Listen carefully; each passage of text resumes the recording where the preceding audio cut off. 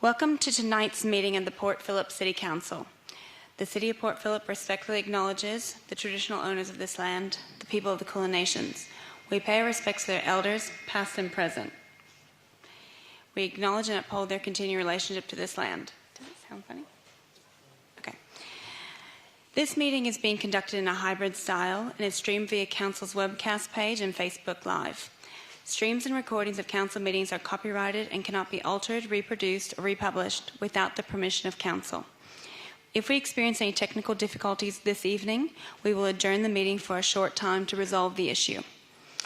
I remind attendees that any member of the public addressing Council must extend due courtesy and respect to the Council and the processes under which it operates and must not... I'll keep going. I know you guys are getting settled here, but just this part's important. It must take direction from the chair whenever called on to do so. Speakers must remain respectful, and statements or questions must not be defamatory, offensive, or objectionable, aimed at embarrassing a councillor or a member of council staff, or relate to a matter outside the powers of council. The first item on tonight's agenda is request to attend by electronic means. I have been advised by the CEO that we have received a request from Councillor Nyagui to attend electronically for tonight's meeting. Councillors, I now seek a mover for the motion that Council approves the request to attend the meeting electronically received by Councillor Nyagui. Councillor Martin to move. Do I have a seconder? Councillor Sirikoff, thank you. To second. I'll now put that to the vote. All those in favour? That's carried. Thank you. All right. Now on to apologies. Councillors, do we have any apologies? I see everybody either online and in person, so the answer is no. Now this part's a little bit different for our regulars, but councillors, we have a large number of attendees for item 14.1, notice to motion, Councillor Rhonda Clark's Fitzroy Street public toilet, including some students and children. So therefore, I will seek the consent of Council to change the order of business for tonight's Council meeting to consider this item before the presentation of reports. Councillors, I now seek a mover for this. Councillor Pearl and a seconder, Councillor Martin. Thank you. I'll now put that to the vote. All those in favour? That's carried. Thank you. Thank you. Catch up on my paperwork. All right. Now we'll move on to minutes.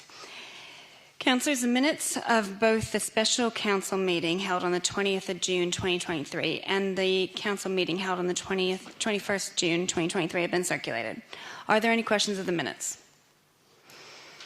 If not, can I have a motion to confirm the minutes? Thank you, Councillor Pearl. And a seconder? Councillor Sirikoff. Thank you. I'll put that to the vote. All those in favour? That's carried. Thank you. On to declarations of conflict of interest. Does anybody have a conflict of interest in a matter being discussed at tonight's meeting? Councillor Pearl. Madam Mayor, I'll declare an interest in item 12.1. It's not a conflict of interest, but at the time of that report, I will declare an interest. Thank you. Any others? No. All right, we'll move on to public question time and submissions. We have a large number of speakers tonight, therefore each person will have 2 minutes to speak. And we have an old school timing system we've plugged back in down here. We'll see how that goes. It's a bit of an aggressive beep at the end, but we'll see how that goes. Otherwise, we'll go back to the phone system. Under Council's governance rules, questions can only be asked about items not on the agenda. Therefore, if you're speaking to an agenda item tonight, including a notice of motion, please note I will not be referring the questions that may be part of your submission to an officer. However, a councillor may choose to take up a question on your behalf when the item is considered. All right, we're going to start with our virtual speakers. They're joining via the WebEx platform. Speakers, I hope you can hear me. When I call your name, our governance team will unmute you. A pop-up will appear on your end, and you'll need to select Unmute Me. At that time, I'll need you to state your name, your suburb, and you'll have 2 minutes to speak. The first person we have, I'll call upon Ken Phillips, submitting a question to Council. Ken, can you hear us? Yes, I can. Hi, Ken. Name, suburb, and you'll have 2 minutes. My name is Ken Phillips. I actually live in the suburb of Elsternwick, but I have a dog walking business that operates throughout the city of Port Phillip. Great. Go ahead. My question is to Council in regards to two pieces of the review of the off-leash park guidelines. It seems to me that there is a push to regulate dog walkers, including for a certain number of dogs. However, we're an on-leash dog walking business, and I'm seeking Council's advice as to what their intentions are in respect of on-leash dog walkers, because of the nature of our operations, and I understand the nature of the complaints are remarkably different. Thank you. If you're finished, then I'll refer to Alison Kenwood.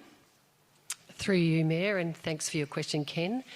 So during community engagement on Places for People, Public Space Strategy 2022 to 2030, we heard from the community that there were both a lack of and too many dog off-leash areas across our city.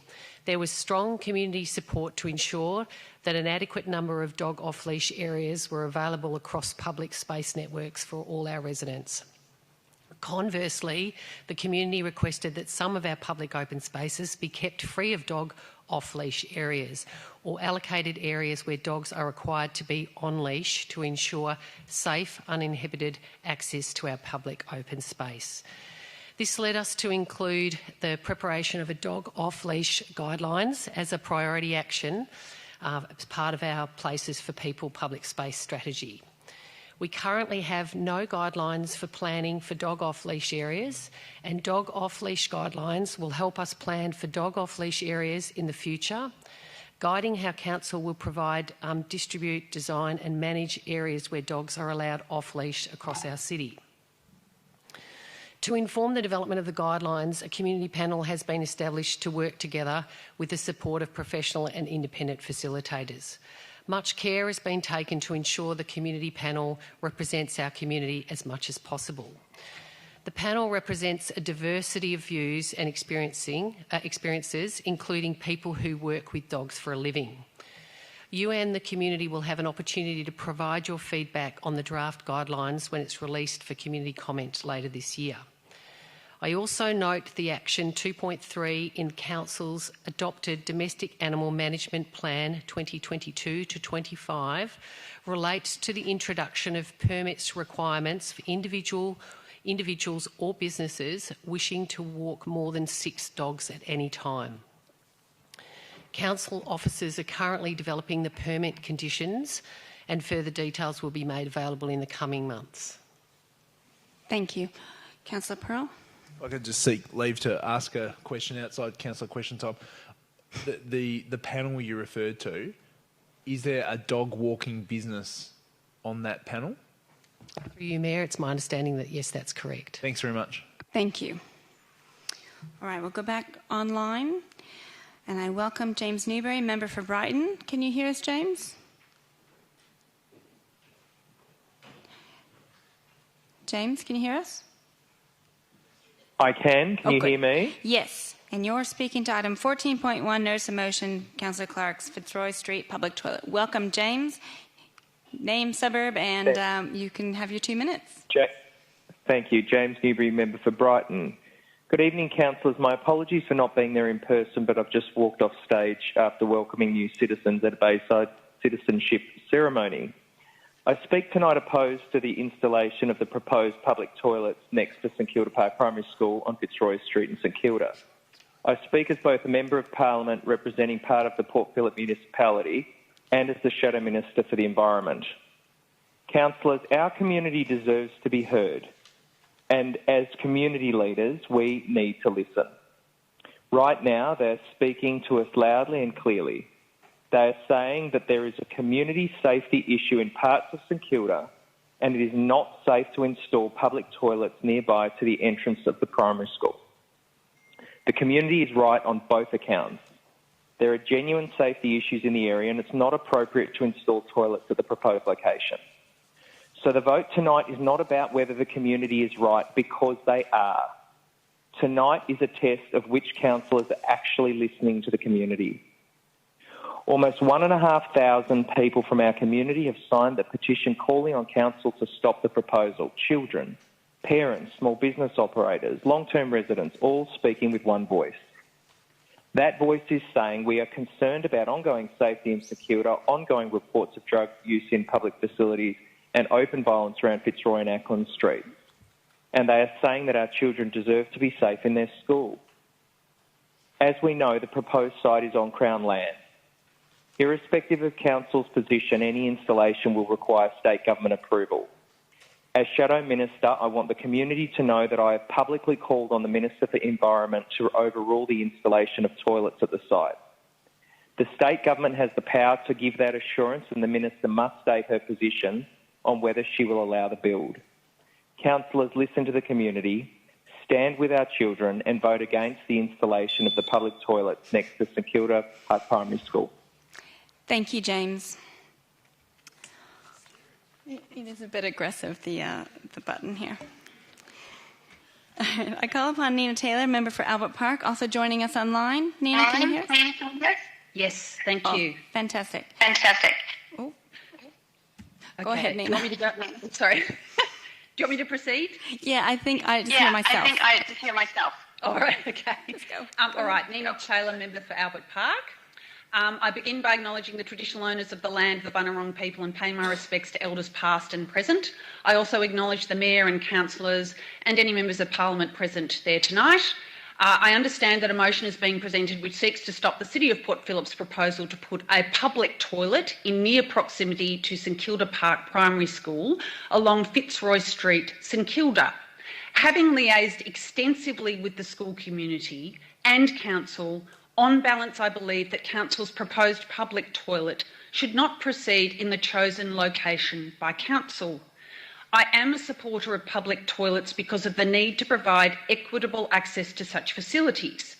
However, I also believe that a better location should be selected for a public toilet on Fitzroy Street, St Kilda, that would facilitate equitable access and be reasonably amenable to the community.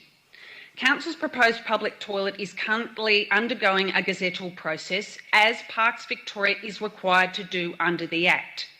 I have been advised that if Council supports the toilets and the order is unilaterally withdrawn by Parks Victoria, this could potentially put Parks Victoria at risk of litigation by the City of Port Phillip.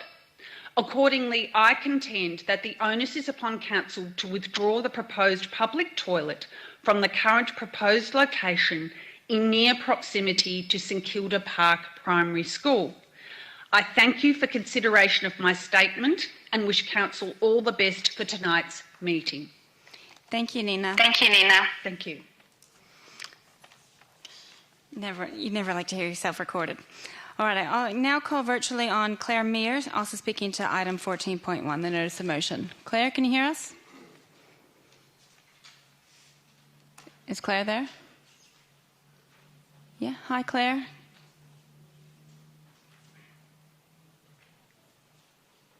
Claire, she's good? She's unmuted. Good. Yep, we can hear you now. Go ahead, Claire. Your name, suburb, and 2 minutes, please. Okay. Hi, my name's Claire Mayer and I'm a St Kilda resident and a parent of a child at Skips. Thank you for letting me speak this evening. The community has spoken loud and clear because they are fully aware of the consequence of building toilets so close to our primary school, and to be honest, it's exhausting. It's exhausting for parents, it's exhausting for the school and its dedicated parents' council and many of the community who are surprised this is even going ahead. Our kids are street smart, savvy, accepting and open-minded, but why would you put a potential honeypot so close to them? The safe amenities initiatives that you claim to be putting in place are meaningless when its successes are being tested on our primary school. Committing to regular cleaning and local laws won't float. You did that for 2 weeks on Ackland Street and then the local laws officers disappeared. Clearly they're already stretched. So please don't try and appease us or the media with promises you can't fulfil. We sat through a recent safety meeting at Town Hall with Big Pole and their top brass. We all know they're under-resourced, and here we are begging you not to make it worse on them. Not if, but when we'll be forced to call them when trouble kicks off. The fact is public toilets in our LGA do attract crime and antisocial behaviour. We shouldn't be building toilets for vulnerable people because they shouldn't be needing to camp on the streets in the first place. Imagine what that 600k could do to help. And as for putting them in for our elderly shoppers, there are no shops up there. If you want toilets for dog walkers, open the pavilion that are already there. Toilets in most municipalities aren't open 24/7 unless they're on a highway or a truck route anyway. And please, no more excuses about the current Metropole toilets not being suitable. Just fix them up. Open them up and make them safer to service the commuters and the Woolworths patrons and dog walkers. Anyone would think the current traders don't want it in their backyard. Well, our school doesn't want it in theirs either. And frankly, we have more to lose with kids passing daily. Fitzroy Street is what it is for now. So it's time to listen to the constituents you claim to represent, the ones who actually live here, and will continue to do so long after council employees move on and councillors are voted out. Thank you. Thanks, Claire. I'd like to correct that we have not abandoned Ackland Street after 2 weeks. We are still having local laws extra presence in that area.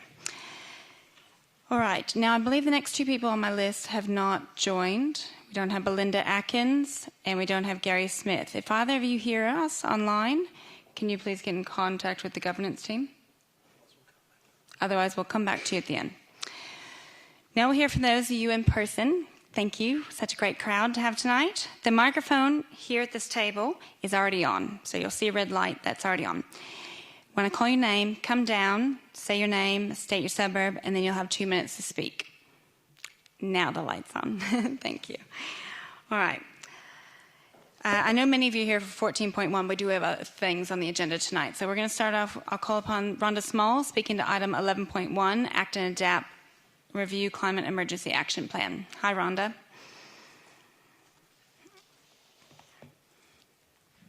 So Rhonda Small, St Kilda. Tonight you've got before you the review of Act and Adapt and the development of a draft Climate Emergency Action Plan.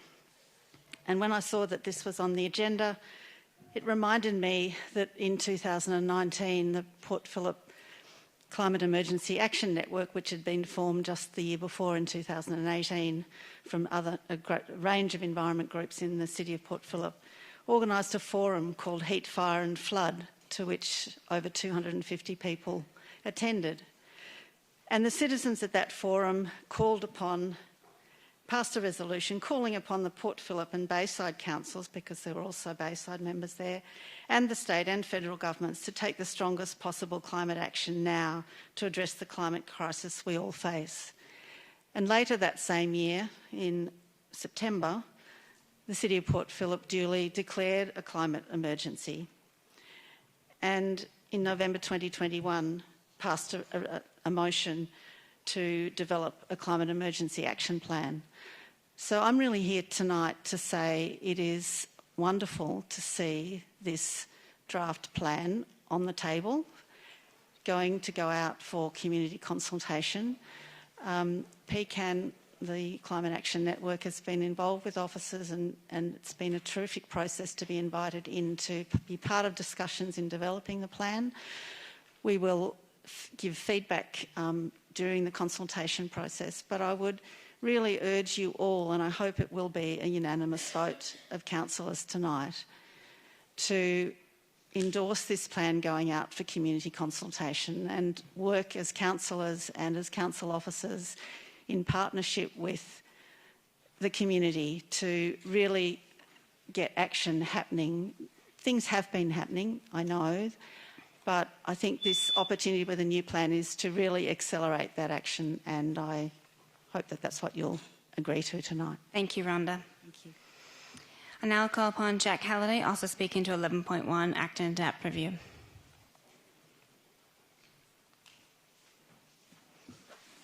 Hi, Jack. Jack, excuse me, Jack Halliday from Balaclava. Madam Mayor, councillors and officers, PCAN welcomes this first appearance of the draft Climate Emergency Action Plan.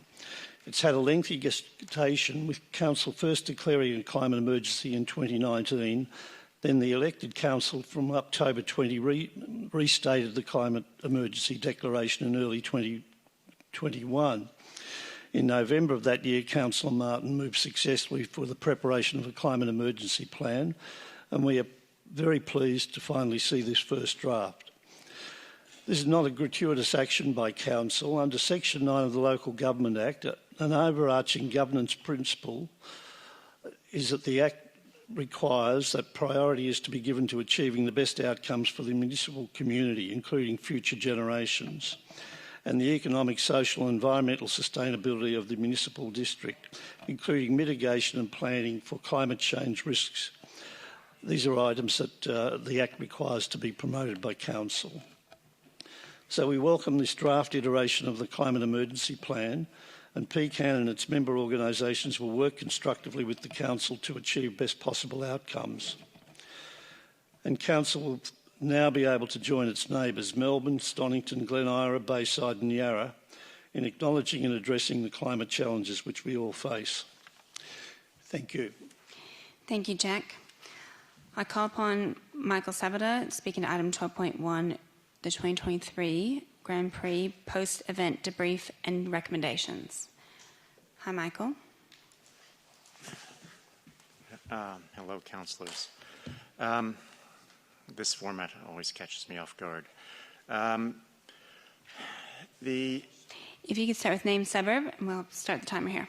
Thank you. Yep. The report regarding the Grand Prix.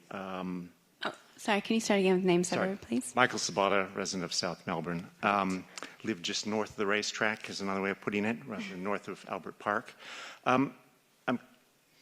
This report, which you're going to vote on, is, I take it, meant to represent the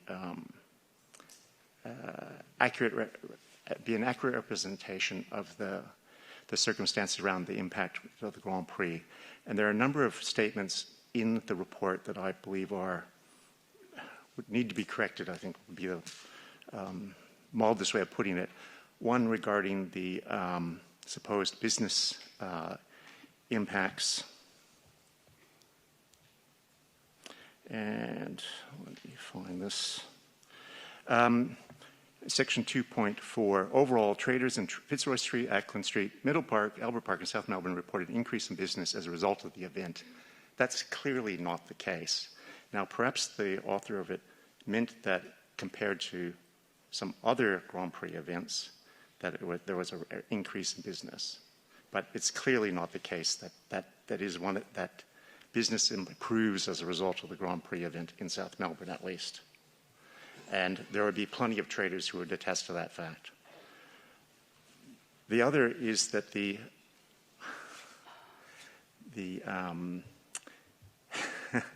I don't think it even warrants speaking about the environmental impact. The claims of the Grand Prix and its environmental sustainability, I mean, quite frankly, laughable. I mean, it's a car race, guys, and they fly the cars in planes here.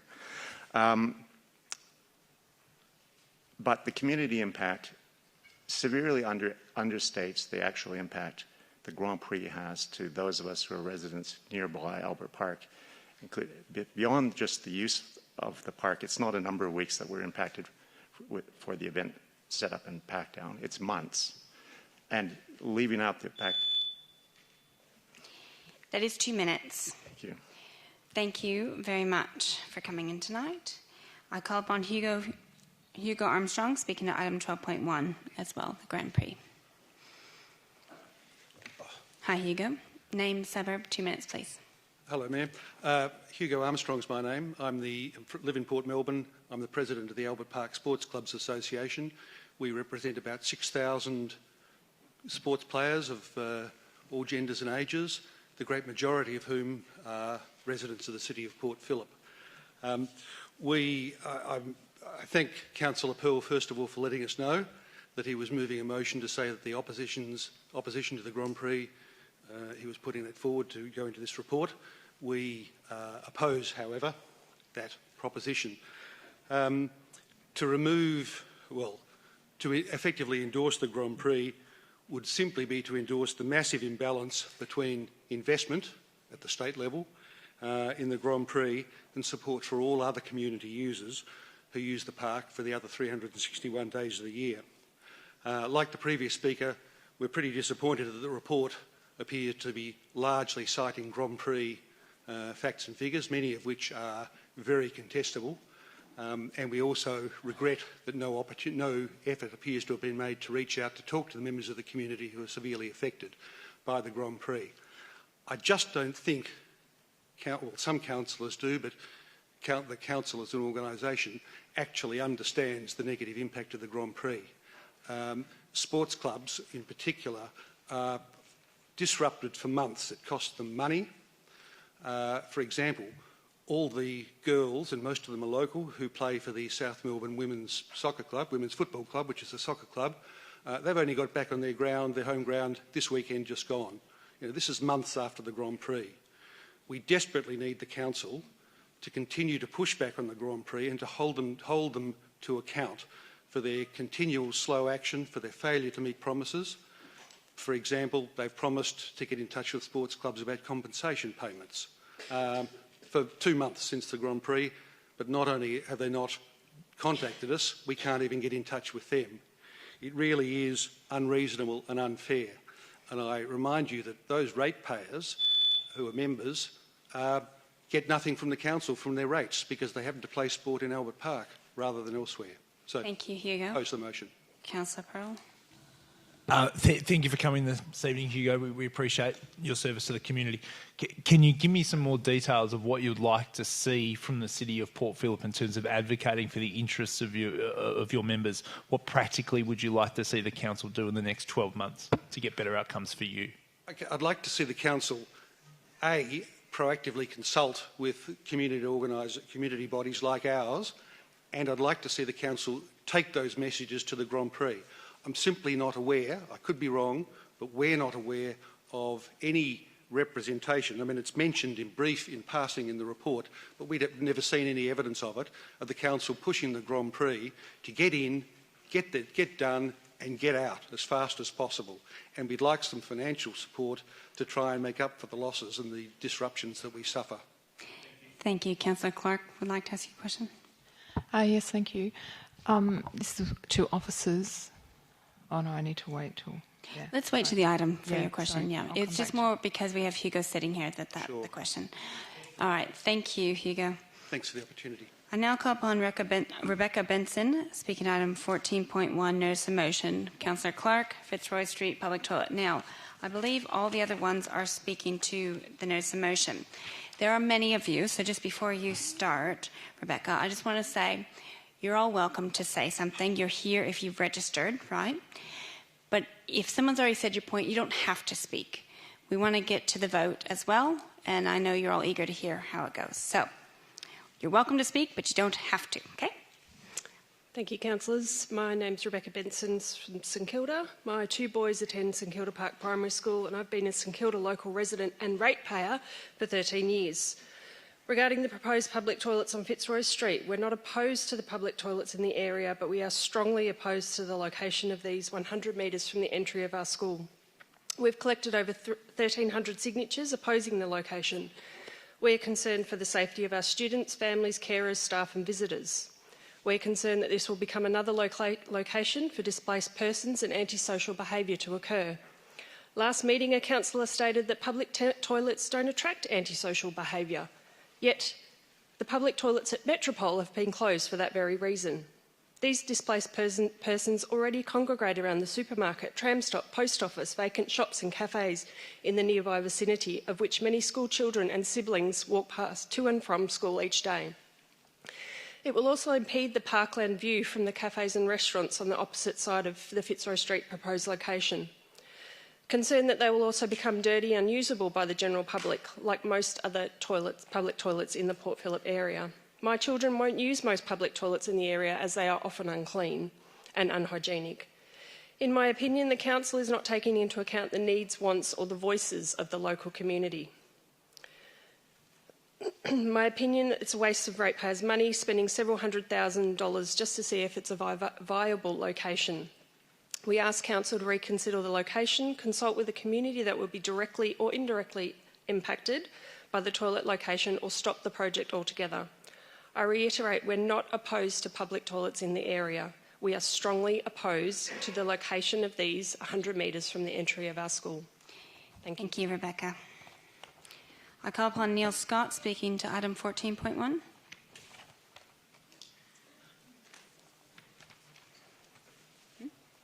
Hi, Neil. Hello, good evening. My name is Neil Scott. I live in St Kilda. I'm also the principal of St Kilda Park Primary School.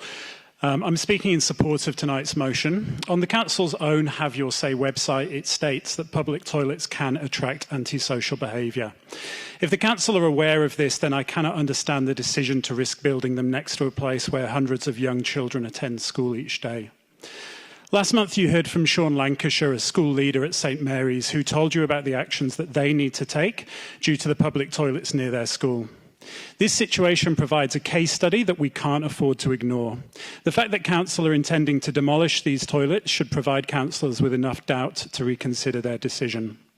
We understand that the Fitzroy Street toilets will employ crime prevention through environmental design principles in the hope that this will eliminate any similar behaviours from happening. Council is placing way too much faith in these SEPTED principles to be able to buck the trend of every other public toilet facility in St Kilda. Taking this risk within metres of a busy government primary school is irresponsible. And I find it far more likely that this project risks turning out like every other attempt to provide public toilets on the street.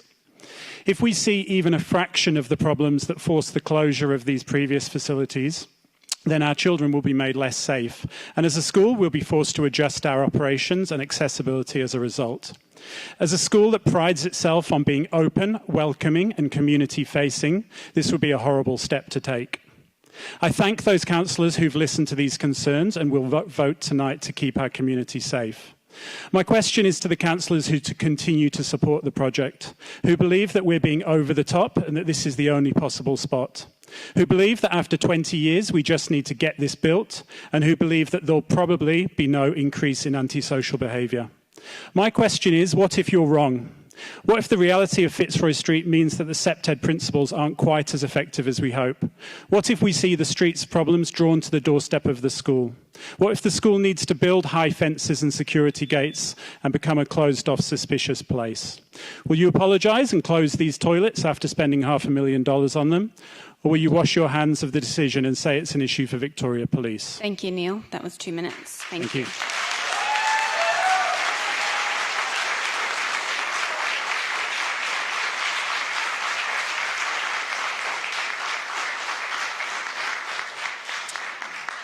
Thank you.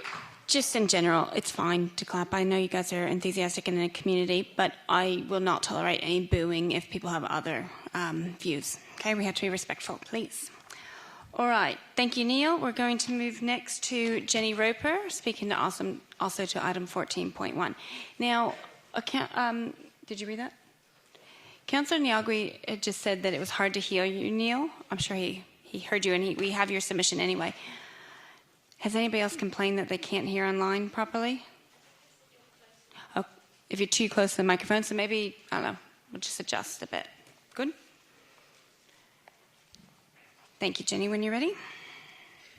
Hi, my name is Jenny Roper and I live in St Kilda. Being an advocate for safety in St Kilda, I am perplexed as to why the City of Port Phillip Council would support or even want a public toilet block located next to a primary school. My kids went to St Kilda Park Primary School and I'm still really involved with the Skips local community. There are local City of Port Phillip children involved in this decision and our children's safety should always come first. The money which will be spent on this proposed toilet block is increasing every time the figures are released and seems to be forever increasing compared to the original cost. Our local children see a lot of antisocial behaviour on Fitzroy Street, but we as parents choose to live here as we love it. But our children will always come first and it is our job to protect and ensure that our children are in a safe environment, and Skips is that safe environment. We teach our kids when walking to and from school how to step away from situations and what to avoid. By placing a public toilet block next to the Skips Oval, Ian Johnson Oval, where they play every day, poses a safety and security risk for the children. Unfortunately, public toilets can sometimes attract individuals engaging in inappropriate or illegal activities. The proximity of public toilets so close to a primary school increases the likelihood of such behaviour being witnessed or encountered by young children, which they should not see. Fitzroy Street has been looking for a toilet for over 16 to 20 years, and unfortunately no position has been suitable. Unfortunately, the public toilet at Metropole was closed down due to antisocial behaviour. It has been mentioned that the elderly don't come to Fitzroy Street because there is no toilet block. That is certainly not the reason why they don't come to Fitzroy Street. I am asking you to consider our children and put them first, because ultimately this is who it will affect the most. Thank you. Thank you, Jenny.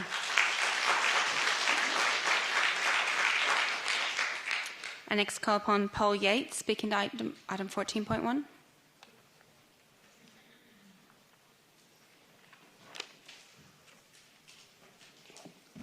Paul Yates, I live in St Kilda. Councillors and staff. 25 years ago, I built 3 restaurants in Fitzroy Street, St Kilda, directly opposite the proposed toilet site. At the time, there was not much else at this end of the street. It was a risky proposition that required a lot of hard work to attract quality tenants. One thing that every tenant said to me was that they loved the outlook across the park. Shortly afterwards, I developed the adjoining Waldorf building, adding a restaurant which went on to become Fitzrovia. With a sustained effort over many years, both financially and physically, this end of the street started to blossom and became known as a Paris end. It didn't happen by luck. All the restaurants have extensive outdoor dining looking directly over green parkland. This is why it became known as the Paris end. From September through to April, we have live music playing on the street in front of our restaurants every Thursday to Sunday night, with patrons enjoying food, music and uninterrupted views across the park. The beach end of Fitzroy Street was decimated by the introduction of the bike lane and the raised tram tracks. The street as a whole is struggling more than I've seen in 30 years. And now you want to build a toilet block directly, and I mean directly opposite the restaurants that played such a significant role in creating the Paris end of the street. Don't ruin another section of Fitzroy Street by building the toilets here. Move them further away from the school and not directly opposite the dining space of any restaurant. Thank you. Thank you, Paul.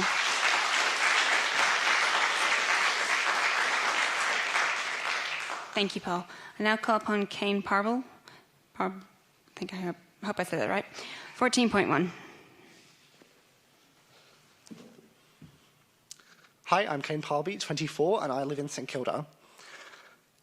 The very context of the opposition to these toilets is nothing more than an exercise in fear-mongering at the expense of already marginalised people within our community. On toilets, public toilets are a matter of public health, respect and dignity before anything else.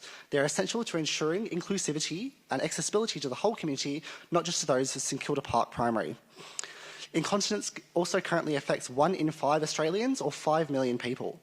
Most likely to be affected are the elderly, people with disabilities, those experiencing homelessness, young children and pregnant women. On the location of the toilets, the area of St Kilda, bound by St Kilda Road, Fitzroy Street, the Esplanade and Carlisle Street, has a grand total of 0 public toilets.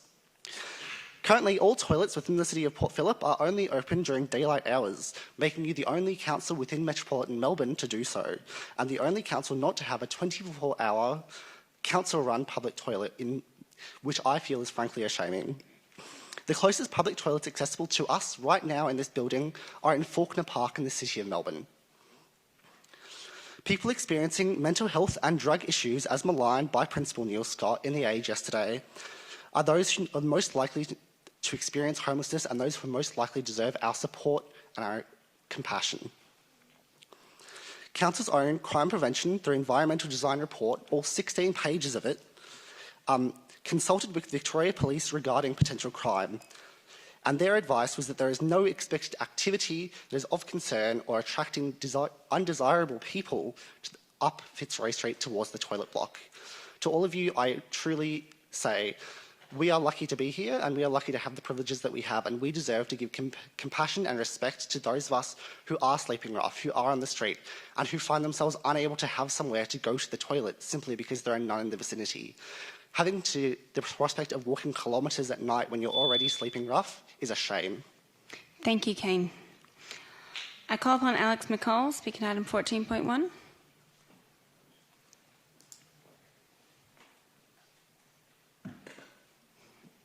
Hi, Alex. Hello, thank you.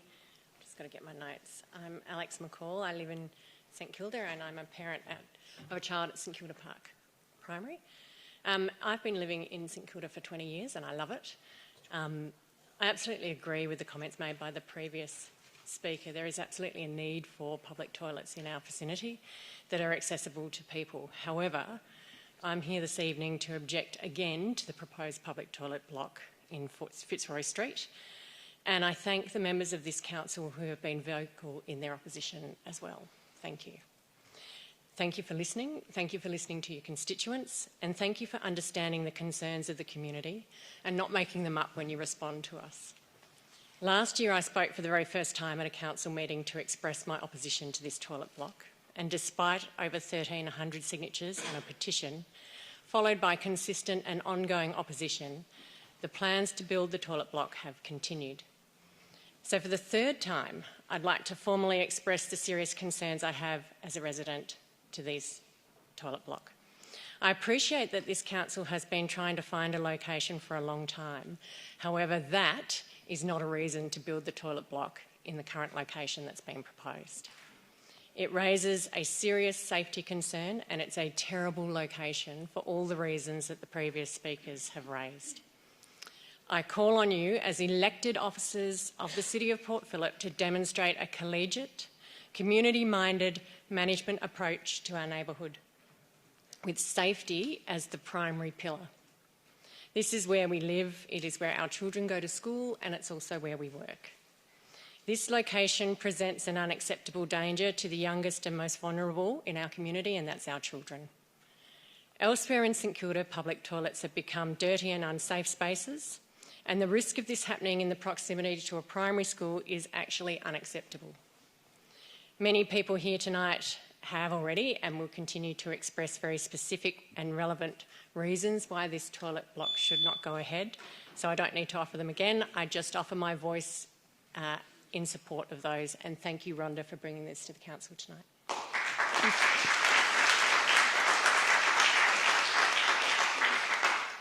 Thank you, Alex. We're going to go back online. Gary Smith has now joined. Gary, can you hear us? Gary, are you able to hear us? Yeah, it looks like you're unmuted. Hi, Gary. Name, suburb, and you'll have 2 minutes to give your submission on item 14.1, the notice of motion. I'm Gary Smith. I live in Fitzroy Street, St Kilda, where I've lived for 20 years at the George. And perhaps I'll start off by paraphrasing Shakespeare. There's a time in the affairs of councils which, taken at the full, leads on to fortune. Omitted, all the voyage of their lives is bound in shallows and miseries. I'm a former professor at the university, Deputy Vice-Chancellor, and maybe that's an illusion. Bit of fun in a difficult matter. Our grandchildren have attended skips, one's been the whole of her education at St Kilda Park Primary, the others in Year 5. We know and love the school. It's a brilliant example of primary education in the state. The simple point for me is the most shocking point in the toilet construction plan is the real absence of a comprehensive analysis of the risks posed potentially in its impact for the 340 students aged 4 to 12 arriving and leaving early and late in the afternoons on winter days like today. I think that's almost been completely absent in the process. There's been a failure of proper community consultation, and I think you can see tonight the amount of welling up of opposition to the proposal is a reflection of, in a sense, a greater democratic consultation. I think public policy, which I've studied for many years, is very difficult, and sometimes we get it right and often we get it wrong. And I think this is time to support this motion today to make sure the toilet isn't positioned anywhere near the school at all. And I think the council can get out of the shallows and miseries if it would vote tonight to end the proposal to have a toilet anywhere near the school. Thank you. Thank you, Gary.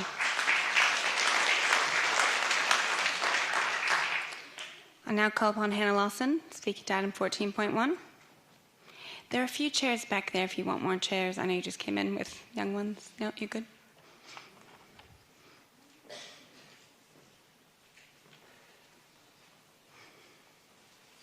Hi, Hannah. Hi. Name, suburb, and you'll have 2 minutes. Thank you. Hannah Lawson. I live in Middle Park and I've lived in the City of Port Phillip for my whole life. The City of Port Phillip is relying on SEPTED principles to reduce crime and enhance the safety of the proposed public toilet. Recent studies indicate that SEPTED has many disadvantages and failings, and I would like to highlight a few. Firstly, limited impact. SEPTED primarily focuses on manipulating the physical environment to deter criminals. However, it may have limited impact on individuals who are determined to commit a crime or not easily influenced by their surroundings. Factors such as socio-economic conditions, personal motivations and psychological factors can outweigh the influence of the physical environment. This framework has also led to crime displacement, where criminals are drawn to these new buildings as they're interested in the opportunities the new designs represent, and then commit crimes in adjacent areas to these new buildings and their surroundings. Third, over-reliance on these principles has been found to create a false sense of security. And finally, evidence suggests that SEPTED measures may lose their effectiveness over time as criminals adapt to the changes in the environment or find new ways to circumvent them. For instance, providing lighting in an area may initially deter criminal activity, but offenders may eventually find ways to exploit blind spots or adapt their tactics to new conditions. So apart from all of the flaws connected to your crime prevention design framework, placing a public toilet outside a primary school in an area like St Kilda where a crime prevention framework is actually needed is dangerous for many reasons, including an increased risk of predatory behaviour and, of course, the overall safety of children. This all seems at odds to the City of Port Phillip's own commitment to create a child-safe Port Phillip through its child-safe policy. So my question to Council is, given the continued violence and safety issues on Fitzroy Street, why would you build a public toilet in the very areas where child safety issues are most pressing and urgent? Thank you, Hannah. Thank you.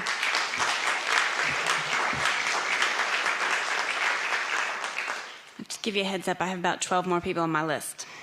All right, I call upon James Lawson, speaking to item 14.1. No. Oh, sorry, well, now 11. Sorry to hear that. I hope he gets better. I call upon Luna Muna, is that correct? Item 14.1. I hope it's okay, but I'm going to be standing. Sure, you're welcome, as long as the microphone picks up your voice. Yep, okay. Luna Muna from St Kilda West. Hi, everyone. So, what is your justification behind this proposal that is of greater importance than children's safety? If you have an answer for this, then I would seriously be questioning your value system. As adults, we have an obligation to protect children. They can't do this the same way as we can. Now, you as councillors have a responsibility to look out for your community's safety. So here we are expressing our very serious concerns, because let's face it, this isn't a question of if, it's a question of when an incident is going to happen, because it will. Current drug behaviour in the area proves so. So I ask you, do you have children? How would you feel if they walked to school and had to pass by a drug user shooting up or stepping on used needles? Do you think these should be toys for our kids?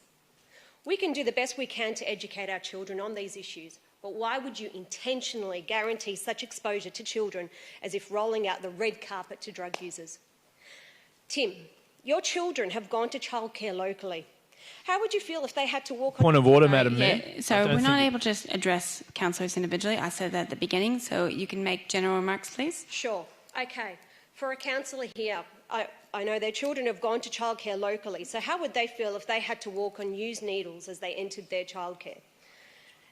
We have a principal here, an ex-principal for Port Melbourne Primary School. Sorry, again, I think you're calling out councillors a little too specifically and making it more about them than about the item. Appeal so that they can relate to the matter. Yeah, we have rules about how we can receive, well, the parameters of where we have submissions from the council. So you're speaking to the item instead of to the individuals who are making the decisions, because that's a bit of an attack.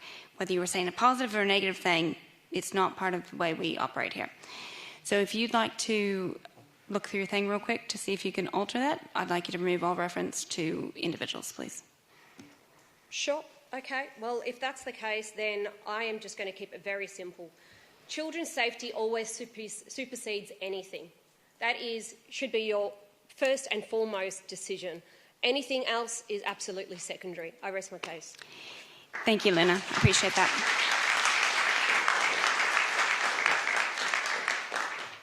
Thank you. I call upon Caroline Thornton, speaking to item 14.1.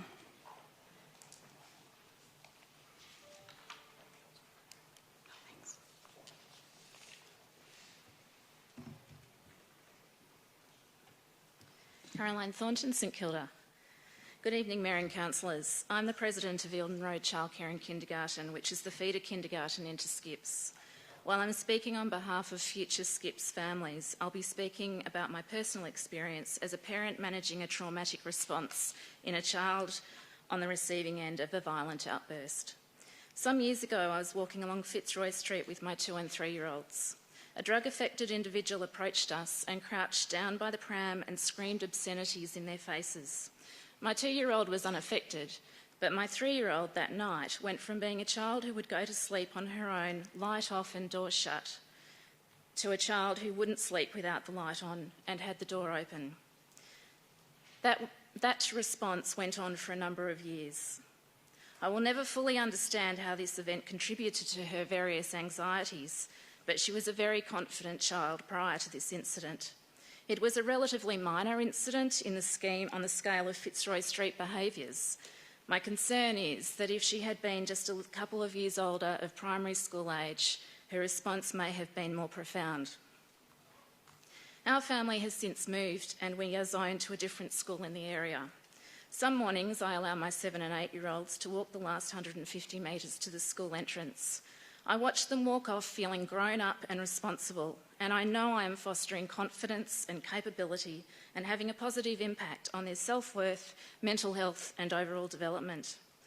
All families should have the opportunity to develop their children in this way if they see fit. As leaders and human beings, you need to think about the way you will respond to the families of Skips next year once the toilets are finished and incidents have started to occur, because they will occur. How will you respond to the families who are calling you to explain to you how they are personally managing the traumatic responses of their own children? Thank you, Caroline.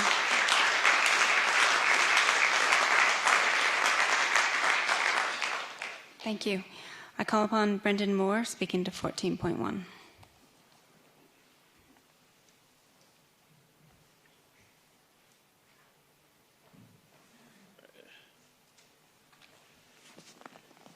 Hi, Brendan. Yeah, hi. I'm Brendan Moore and I live in St Kilda. I have for about the last 15 years.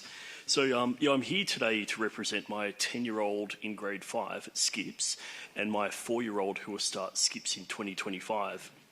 I have a comment and request relating to the returned brief revision D of the proposed Fitzroy Street toilet implementation feasibility assessment dated 19th of June 2019. The report names 7 locations and 8 groups of stakeholders. However, no school or family organisations were named. In fact, the whole document doesn't even mention any of these words: school, children, kids.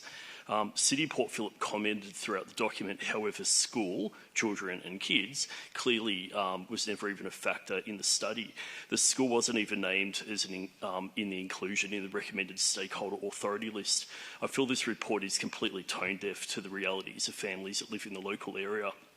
I respectfully ask that you support Councillor Rhonda Clark's motion to halt this project and request that the feasibility study is revised with school and innocent children factored into these plans. Thank you.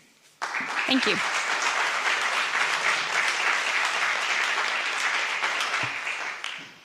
I call upon James Jarvis, speaking to 14.1. Hi, James. Good evening. I'm James and I'm from St Kilda. My name is James Jarvis. I'm the parent of a child who attends St Kilda Park Primary and I'm a registered paramedic. I stand with the parents and the local community in harbouring deep concern for the potential deleterious effects of a public toilet within such close proximity to the school. Drug use in public toilets, or unsafe injecting rooms as we call them at work, is widely reported. The presence of the toilet not only invites those seeking to find safe haven within which to use substances, it also increases the risk of improperly disposed of drug paraphernalia, which poses a real threat of viral and bacterial transmission of serious and life-changing disease to others, which in this case directly includes our children. The commission housing behind Fitzroy Street is rife with drug use and antisocial behaviour. In my professional capacity, I have over the years attended multiple cases of uncontrollable patients undergoing psychotic episodes induced by drug use. The effects of these drugs induce delusional states that are very difficult to manage, even with the restraints and the sedative medications that we carry. These patients are literally uncontrollable. Within the last 2 months, St Kilda Park Primary School has experienced 2 concerning incidents, one in which an unknown person actually entered the school and made his way into one of the classrooms before entering the school male boys' toilets. The other in which a parent with their child was assaulted by an unknown person on Fitzroy Street on the way to school in the morning. If just one of the people who either entered the school uninvited or assaulted the family en route to school were in the state of delusional aggression that I've witnessed professionally, there is literally no knowing the extent of actual damage, either physical or psychological, this could cause on the school community. Having a public toilet situated so close to school grounds significantly elevates the risk of dangerous incidents. Any proposal that would, by its inception, introduce even the slightest increased risk to the children is fundamentally irresponsible.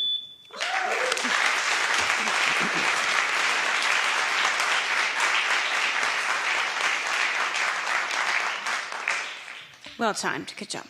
All right. I call upon Greg Shedden, speaking to 14.1. Madam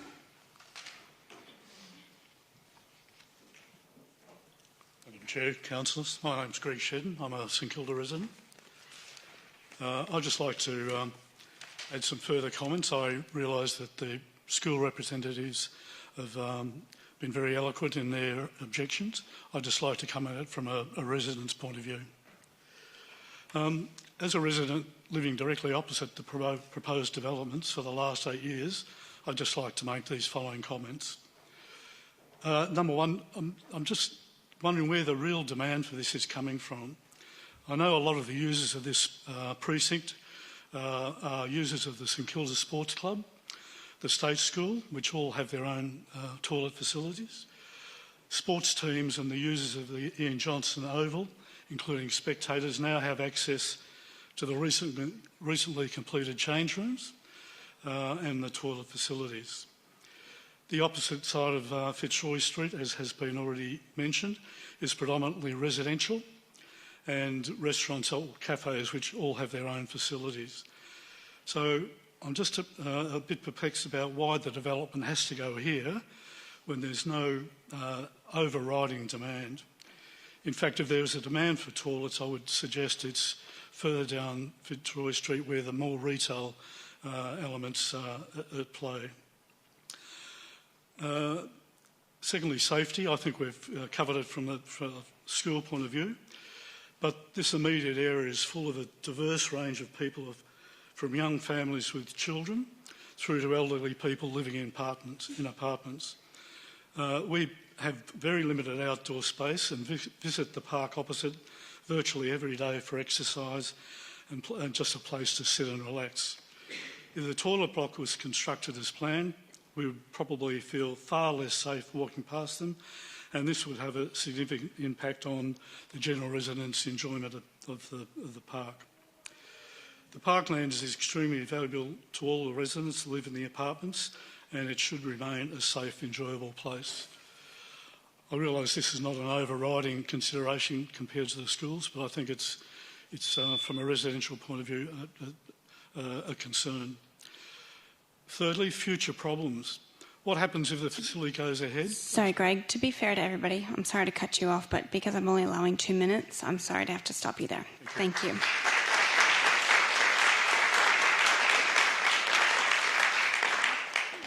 All right, I'm sorry I can't really read the writing on this, but I'm calling upon Linda Tolles. Is that possibly the one? Yep, good.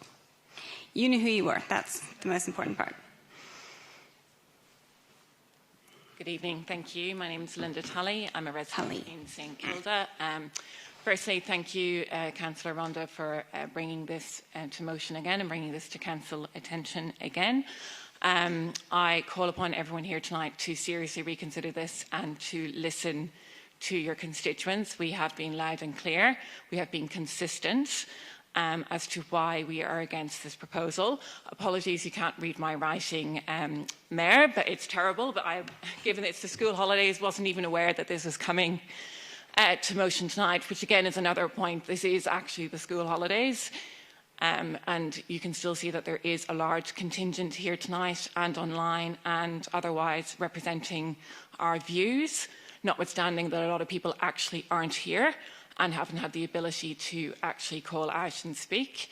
I echo a lot of what was already spoken to tonight in response to one person who said that there were no toilets kind of in the vicinity at all. I'm afraid that they forgot about Catani Gardens, where there are public toilets at the end of the street.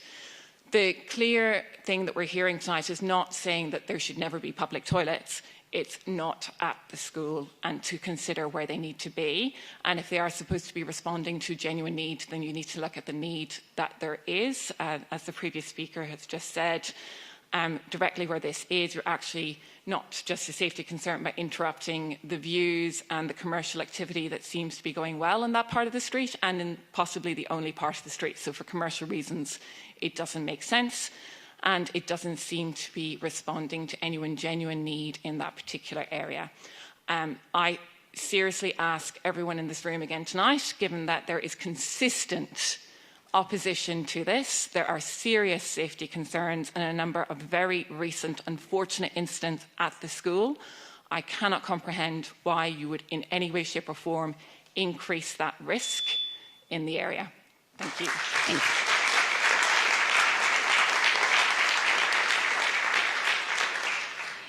Thank you, Linda. And I am sorry to the people who are overseas and didn't know this was coming. This is kind of how things happen. But it also opportunity that it's not early bedtime for school tomorrow for some of you here. So pros and cons.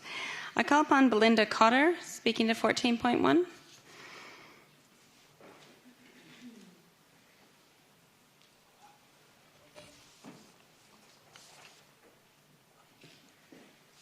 Belinda Cotter. I've been a resident and ratepayer in the City of Port Phillip. I live in St Kilda. I'm also the mum of 2 children, one who attends St Kilda Park Primary School in Year 2 and one is to attend next year. I just wanted to ask a question around the Dandenong Road toilets and what Neil spoke about regarding the St Mary's children and how they've been cautioned and taken away from accessing the area, and the current location of the current toilets, which is within 100 metres of where the children actually use the Ian Johnson Oval for their recreation, both during school and before school. I just wanted to speak on behalf of my daughter. I know James recently mentioned a couple of incidences that happened regarding people coming onto the school grounds and also parents being attacked on the way to school. Following those 2 incidences, my daughter was scared to go to her run club, which happens at 8 o'clock on a Friday morning. These are just 2 incidences lately. My question to Council is, what are we going to do about our children's physical activity and their ability to enjoy their environment if these things start to continue to occur as a result of a toilet block being built within 100 metres of where the children play? Thank you. Thank you.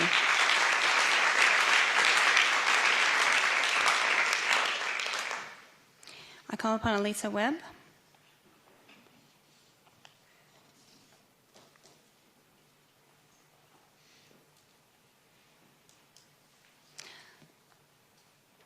So, name, suburb, 2 minutes, please. Thanks. My name's Elisa Webb. I live in Balaclava. I'm the school council president of St Kilda Park Primary School. I've had one child go all the way through. He's now in year 7. I've got another one in grade 2. My question is around council's policy, and if they have one, if you could provide advice on the policy for supporting children who are injured through interactions with City of Port Phillip public toilets. This is not a theoretical question. Previous needle stick injuries sustained by Skip's children at City of Port Phillip toilets at St Kilda Botanical Gardens have been met with no response from the City of Port Phillip, despite reports being made by the family. Excuse me. I'm speaking on behalf of that family, with their permission. An 11-year-old child stepped on a syringe at the St Kilda Botanical Gardens early last year. That child, the syringe pierced his shoe, it pierced his skin. He had to go through 6 months of blood tests, regular blood tests, to ensure that he'd not contracted a blood-borne disease. So extremely stressful for that child and that family. And there was no response, no support, no counselling, nothing from the City of Port Phillip. A few councillors have since been in touch with this family when the matter was raised as part of general objections to the toilets this time last year. But as part of, the policy of how these matters are dealt with, there seems to be nothing formal in place. So I'm asking what City of Port Phillip's processes will be going forward when situations like this arise again as a result of the toilets being built outside the school. Thank you. I can't give you an answer now. A councillor may take that up, or we may be able to speak about it in an email. Yep. Thank you.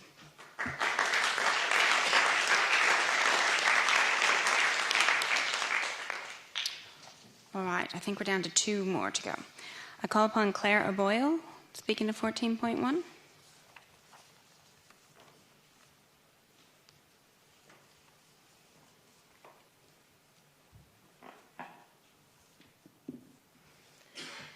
Good evening, councillors. Good evening, Mayor. I've just got a brief point that really follows on from... Real quick, name and suburb, please. Sorry, my name's Claire and I live in Balaclava and I've lived in Port Phillip for 21 years. And I've just got a general question about the due process when it comes to consultation. Can it please become a dedicated course of action by the council that when there is proposed change to infrastructure that is known to be in or at the threshold of a children's environment, in this case a primary school with around 360 children aged between 5 and 12, and when the infrastructure is primarily a non-child-centric proposal and will benefit members of the public who are therefore not children, can it please become an action that those children impacted by the proposal are thoroughly consulted and canvassed, and that this forms the basis of a discussion regarding site surveying and options that honour and respect the integrity of the immediate community's collective voice. Thank you. Thank you.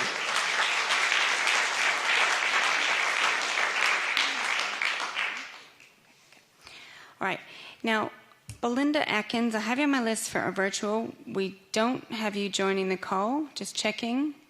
If you can hear me because you're listening, I'm sorry we don't have you connected. So I'm going to go to the last person that I have on my list. So is there anybody else who think they're speaking that's not named David Williams? If not, you're up, David. Okay.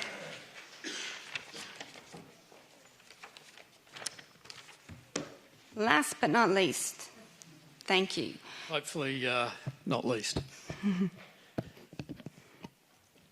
My name is David Williams. I live in St Kilda. I'm a dad, a member of school council at St Kilda Park Primary, and an active member of this community for over 20 years. I'm speaking in support of item 14.1, a notice of motion to stop the building of a public toilet in front of our school. St Kilda Park Primary was founded in 1882. Our storied alumni include Sir Zelman Cowan, an eminent legal scholar and the 19th Governor-General of Australia. Famous cricketers Bill Ponsford, Australia's top batsman until Bradman, Ian Johnson and Keith Nugget Miller. Sir William Dargie was the winner of 8 Archibald Prizes. Bless you. In 1882, Melbourne's first public toilet had only been unveiled 23 years earlier, just outside the Burt Street post office. Despite the need for public toilets, complaints were frequent.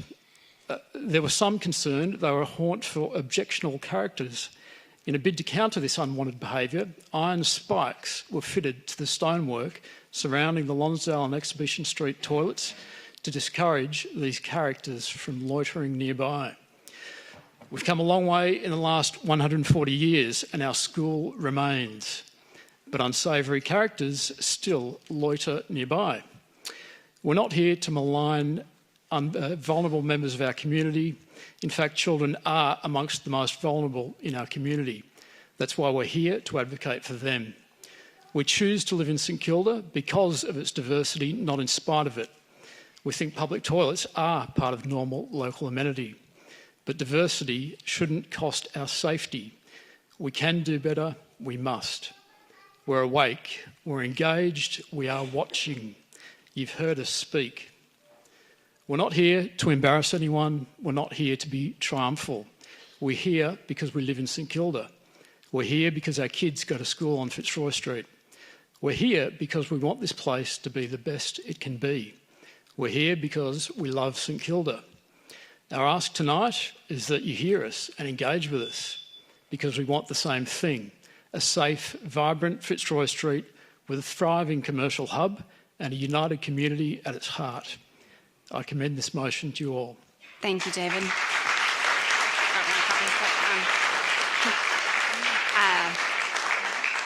All right, thank you.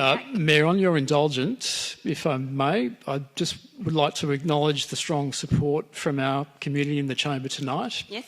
And if we could, I'd ask that they raise their hand in support of this motion to be counted and their presence recorded. I'm not going to be able to count and record, but I'm happy for you to show of hands, and it just shows the councillors the impact of all the people in the community tonight, so I will indulge that. So go ahead. I see 2 hands. That's all right. We're not counting. All right. Well, thank you for coming today. It's really great to have you and engage in the community, and I know you're passionate about the topic. Thank you, Mayor. Thank you, councillors. Thank you. We are moving next to councillor question time, but I know there's some people that probably are ready to go home and go to bed. We'll do councillor question time, then we'll move on to just a couple little procedural things I say, and then we go straight to the item, okay? So, councillors, do we have any questions you'd like to raise tonight that are not about an item on the agenda, but are in general of nature? Councillor Pearl? 4 quick ones, if I may, Madam Mayor. Can officers please provide an update on the tenure of the Fisherman's Bend Task Force? And is the committee still in place? Has it changed its name? Has it changed its name? Who are the members? And has council been advised of any recent changes? John Bartels, welcome to the meeting. Oh yeah, you've been sitting out there.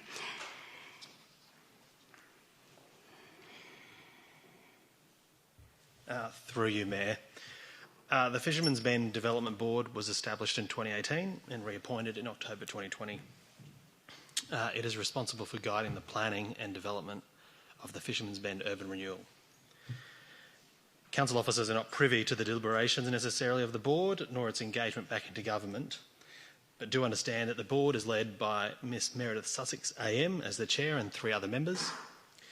The tenure of the current board was recently extended to end from the 30th of June, now through to the end of December this year. And beyond this time frame, it is up to the Victorian Government to consider how to then proceed in terms of a board, its future appointment, or an alternative governance arrangement for Fisherman's Bend. Thank you. So just to be clear, the task force was extinguished in 2020? Extended. Extinguished, though? It used to be called the Fisherman's Bend Task Force. When did it start calling itself the Fisherman's Bend Development Board? Through you, Madam Mayor, I'm referring to the Fisherman's Bend Development Board, which sits above the task force and effectively provides the governance or board to guide its decision-making and reporting back into government. So who's on the task force then? Through you, Madam Mayor, the task force is effectively a subgroup within what is now known as the Department of Transport and Planning, and then it reports back in through government, as I said, via the Fisherman's Bend Development Board, with the chair being Meredith Sussex AM. And just follow up to that, there were previously, you said there's 3 members plus the chair. There were previously 6 members, as far as I was aware. When did they reduce the number of members? Through you, Madam Mayor, that is correct. There are now 4. It was reduced 1 member, Mr. Gary Little, Order of Australia, sadly passed away. And the other is Mr. Martin Meyer, Order of Australia as well. And he took up a position at a different board and therefore had to remove himself from the Fisherman's Bend Development Board at that time. I didn't realise Gary had died. How long ago was that? Now, let's keep moving. I'm sorry. You can have that conversation after at dinner or some other time. That's terrible. It is very sad, I know. What is the progress being made on the Montague Precinct Plan? How long have Council been waiting for this document to be released, and when is it going to be released? Through you, Madam Mayor, the preparation of the precinct plans for Fisherman's Bend were committed to in the endorsed Fisherman's Bend framework in late 2018. The Montague Precinct Implementation Plan is the responsibility of the Fisherman's Bend Task Force to prepare. Council officers have been advised that the plan will soon be released by the Victorian Government for community consultation, and Council has been awaiting the release of the Montague Precinct Plan for the last 3 years. You have to explain the difference between the task force and the development board, but we'll do that some other time. Can officers provide details of the measures to improve the noise issues associated with the dog park on Eastern Road Reserve in South Melbourne? Has Council done anything to improve the situation, including turning off the lights to reduce the use of the park? Thank you. I'll go online to Mark J. Mark, are you there? We can't hear you yet if you're speaking. Can you try again, Mark? Hello, can you hear me? Oh, yes, now we can. Yay. All right, go ahead, Mark. Sorry. Thank you. Sorry about that. Through you, Mayor, since 2013, the Eastern Reserve Park in South Melbourne has been off-leash to dogs between 7 a.m. and 7:30 p.m. Complaints have been received that dogs are being exercised off-leash outside of these areas, which is resulting in an increase in barking noise originating from this reserve. In response, I can confirm that our animal management officers increased their patrols of this reserve for 10 consecutive days. This occurred between the 2nd and the 10th of June and between the hours of 6 a.m. and 7 a.m. We have currently been unable to patrol outside the off-leash hours ongoing due to officers' availability. I can confirm that we are currently recruiting for 1 extra animal management officer, and we should have this position filled in August. This, in turn, will help with our ability to carry out further patrols of this reserve outside of the off-leash hours. I'm also pleased to confirm that we are installing additional larger corflute signs to remind dog owners to be respectful of residents and noise. While these signs are still on order, we have installed temporary signs earlier today. And importantly, there are no restrictions that relate to barking dog noise from public land within the Domestic Animal Act, the Environment Protection Act, or Council's local law. And Councillor Pearl, I believe you had a further question about lighting. Yeah, there's a lighting in the middle of the park where residents have suggested that we could extinguish that light to detract the use of the park past, say, 11 p.m. to, say, 6 a.m. For you, Mayor, I would have to take that question on notice and provide a response. Great. Thank you very much, Mark. All right, any other questions? All right, Councillor Clark. Thanks, Madam Mayor. Could council officers confirm if we recently repainted the Rainbow Road and what was the cost of that and why we needed to repaint it from when we first repainted it, I guess, was that 2 or 3 years ago? I'll call upon Lachlan Johnson to respond. Through you, Mayor, yes, the Rainbow Road was recently repainted. It was fully rectified by the contractor. There was a defect in how it was painted originally, the purple colour was applied at an incorrect rate. Laboratory tests showed that this had been done incorrectly and the contractor rectified it at their cost, no cost to council. We have a 12-month warranty period on such work and the expected useful life is roughly 4 to 5 years. There's recently been some vandalism to the mural on the road, which we've cleaned. Unfortunately, vandalism does occur and we try and clean it as quickly as we possibly can. In terms of the cost of the original painting, I'll have to take that in notice and provide it to you afterwards. Thank you. Thank you. Any further questions of general nature? If not, we move on to sealing schedule. Councillors, we have no items for sealing on tonight's agenda. We move on to petitions of joint letters. Councillors, we have no petitions or joint letters on tonight's agenda. So we get to item 14, the notice of motion. Councillors, we have one notice of motion tonight. As previously advised, the order of business has been amended to consider this item first. We will take a break after this. You can all go home if you want to, or you're welcome to stay through the rest. Item 14.1 is a motion raised by Councillor Clark in relation to the Fitzroy Street public toilet. Councillor Clark, would you like to move this notice of motion or any slightly amended words? Thanks, Madam Mayor. I have circulated an updated version of this notice of motion and I'll be moving it as amended. Thank you. Can we get that on the screen and would you be willing to read it out? I'd love to. All of it or just the changes? Read it out just because some people might be cooking dinner in the back and listening online and things, so they might want to hear it from you. The notice of motion that Council directs that work on Fitzroy Street toilet block be immediately discontinued, directs the CEO or their delegate to focus on Council resources on the delivery of other important toilet blocks detailed in the draft Public Toilet Plan 2023 to 2033, pending the results of the community engagement process, with an alternative Fitzroy Street location to be re-evaluated no sooner than 2025, consults with the relevant stakeholders including nearby residents, community organisations and the St Kilda Park Primary School as part of any future re-evaluation process to ensure transparency and gather input. The rationale... That's all right, don't worry about the rationale. That's all right, that can go up if we can flash through it. Does that come up? Oh, we don't put it on the screen, never mind. This is the essence of what we're voting. The rationale in the background people will speak about. Sure. It'll be in the minutes, but we'll speak about it in our debate, I'm sure. All right, do I have a seconder for this? Councillor Nyagui, I see you online. Thank you. Now, we'll go back. Does councillors have any questions of this, just because now you know it's being moved? Does anybody have any questions? Nope? Okay. So, Councillor Clark, you're welcome to speak to the motion. Question online? Sorry, do you have a question, Robbie? Councillor Nyagui?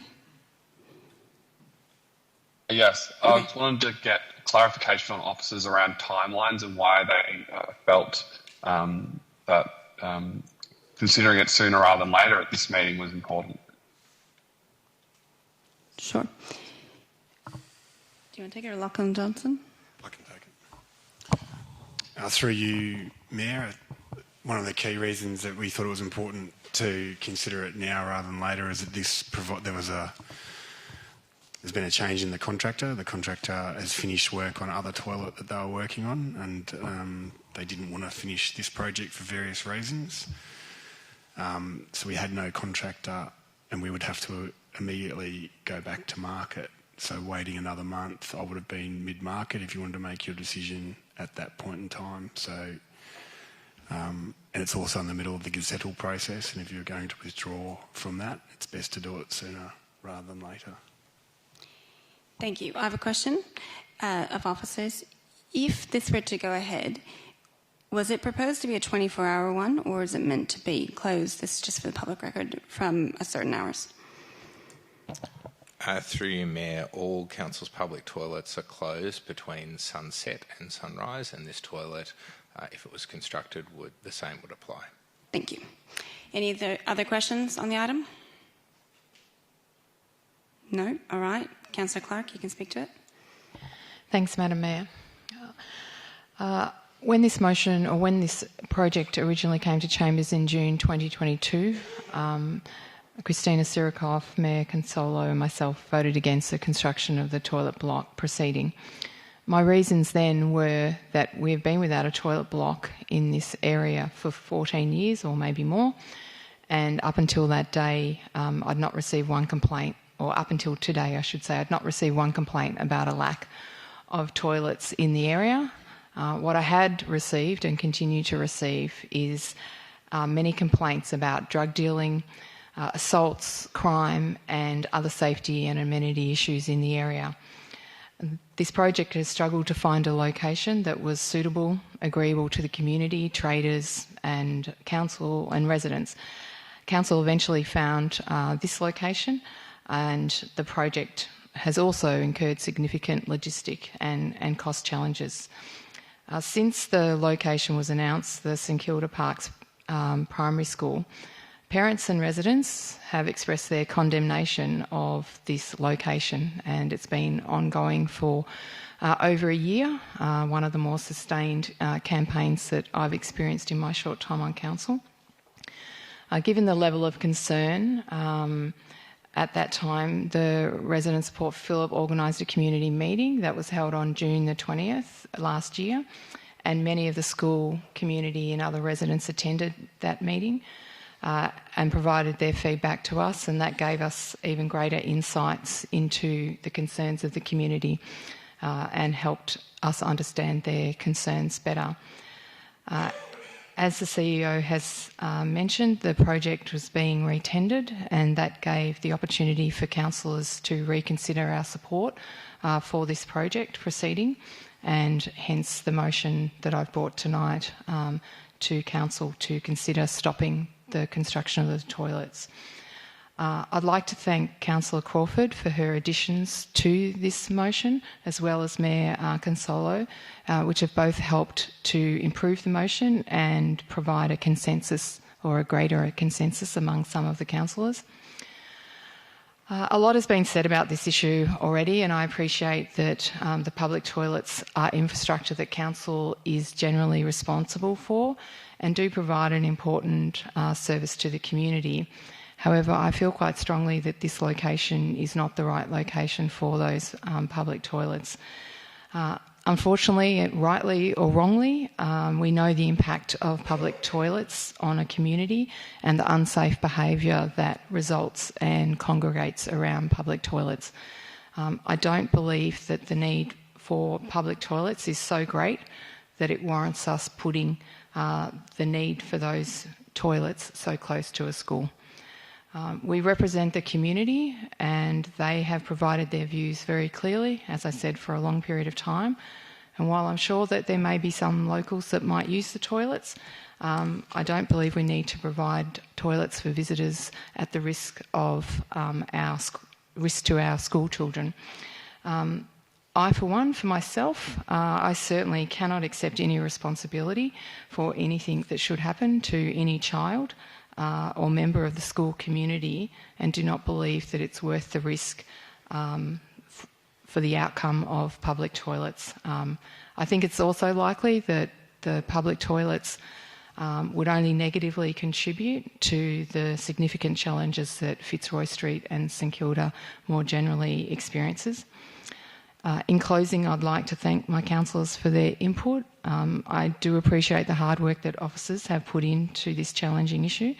I'd like to thank the community for passionately advocating their position to us and for turning up to council tonight to speak.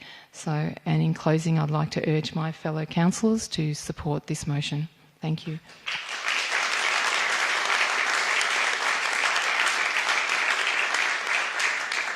Thank you. Councillor Yagwi, would you like to speak to it? Thank you, Mayor. Firstly, just to note that I'm obviously in Canada today, so I want to start by acknowledging that I'm on Treaty 7 land of the Stony people of Kananaskis. But I look forward to being back in Victoria again soon. I'm on just a little holiday at the moment. I'm not really thrilled to be talking on this particular issue tonight. It's not been one of great joy to me. As many people would probably observe at my time of council, I'm not one that is particularly open or encouraging of the kind of not in my backyard arguments around public amenities and public infrastructure and community safety issues. I generally hold a view that we need to try and take a wider view and balance the varying competing interests in our community and not get sort of sucked into loud opposition when it's not necessarily wanted. But I'm also one that will listen. When I was first elected to council, I also made a commitment that I wouldn't just kind of willy-nilly go and object to things that have been decided before my time. But of all the issues in the 6 months since I've been elected to council, this one has stood out among many as one that needed to be reconsidered.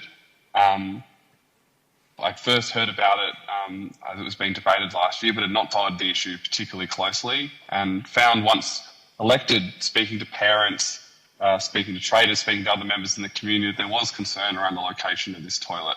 And as I think council should, I said that I would be open to that feedback, that I would seek advice from council staff, that I would speak to other stakeholders in the community and get a better sense of this issue. And I really appreciate council staff taking the time to me on this issue in detail and being candid and open, while noting it's obviously difficult to brief the council when you kind of know that they're probably opposed to the project that you're talking to them about. But I really appreciate their candour and ability to provide me with a detailed understanding of this project. I don't think all public toilets are bad. I think they provide challenges in our community, but they also are really important community assets. I don't think that every single one of them necessarily is a magnet for crime. I don't necessarily think that makes them unacceptable in general, but the more I looked at the siting of this location, the more I found that I just sort of had a general gut sense that this didn't seem like an appropriate location.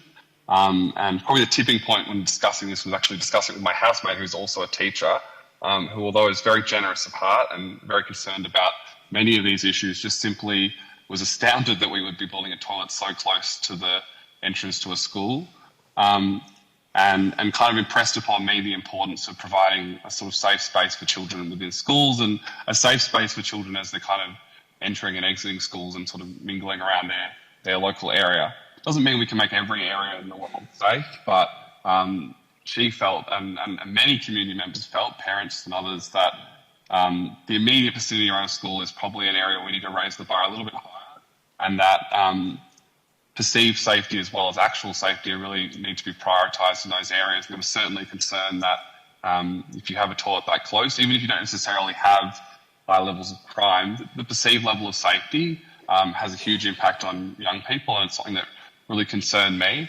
So as a result of that, I'd agreed, I also met with the principal and a few others, but I agreed that I would actually move a motion about this and told my colleagues about this 2 weeks ago at a councillor-only time just before I left for Canada. I noted that I would move the motion at the first meeting in August. I thought we wanted about a month to have some further conversations with stakeholders in the community. There was a bit of division from people I'd spoken to about whether we should try to move the toilet further down the street or whether it just simply shouldn't proceed at all. Last week I went on a hike, and when I came back from the hike I found that Councillor Clark had decided to move the motion herself and felt that it was very urgent without contacting me or reaching out, which I felt was a bit underhanded and disrespectful. But I Point of order, Madam Mayor. Point of order, Madam Mayor. Section 38(1)(2), which says a request Councillor Nagy to withdraw indecent language being used against Councillor Clark.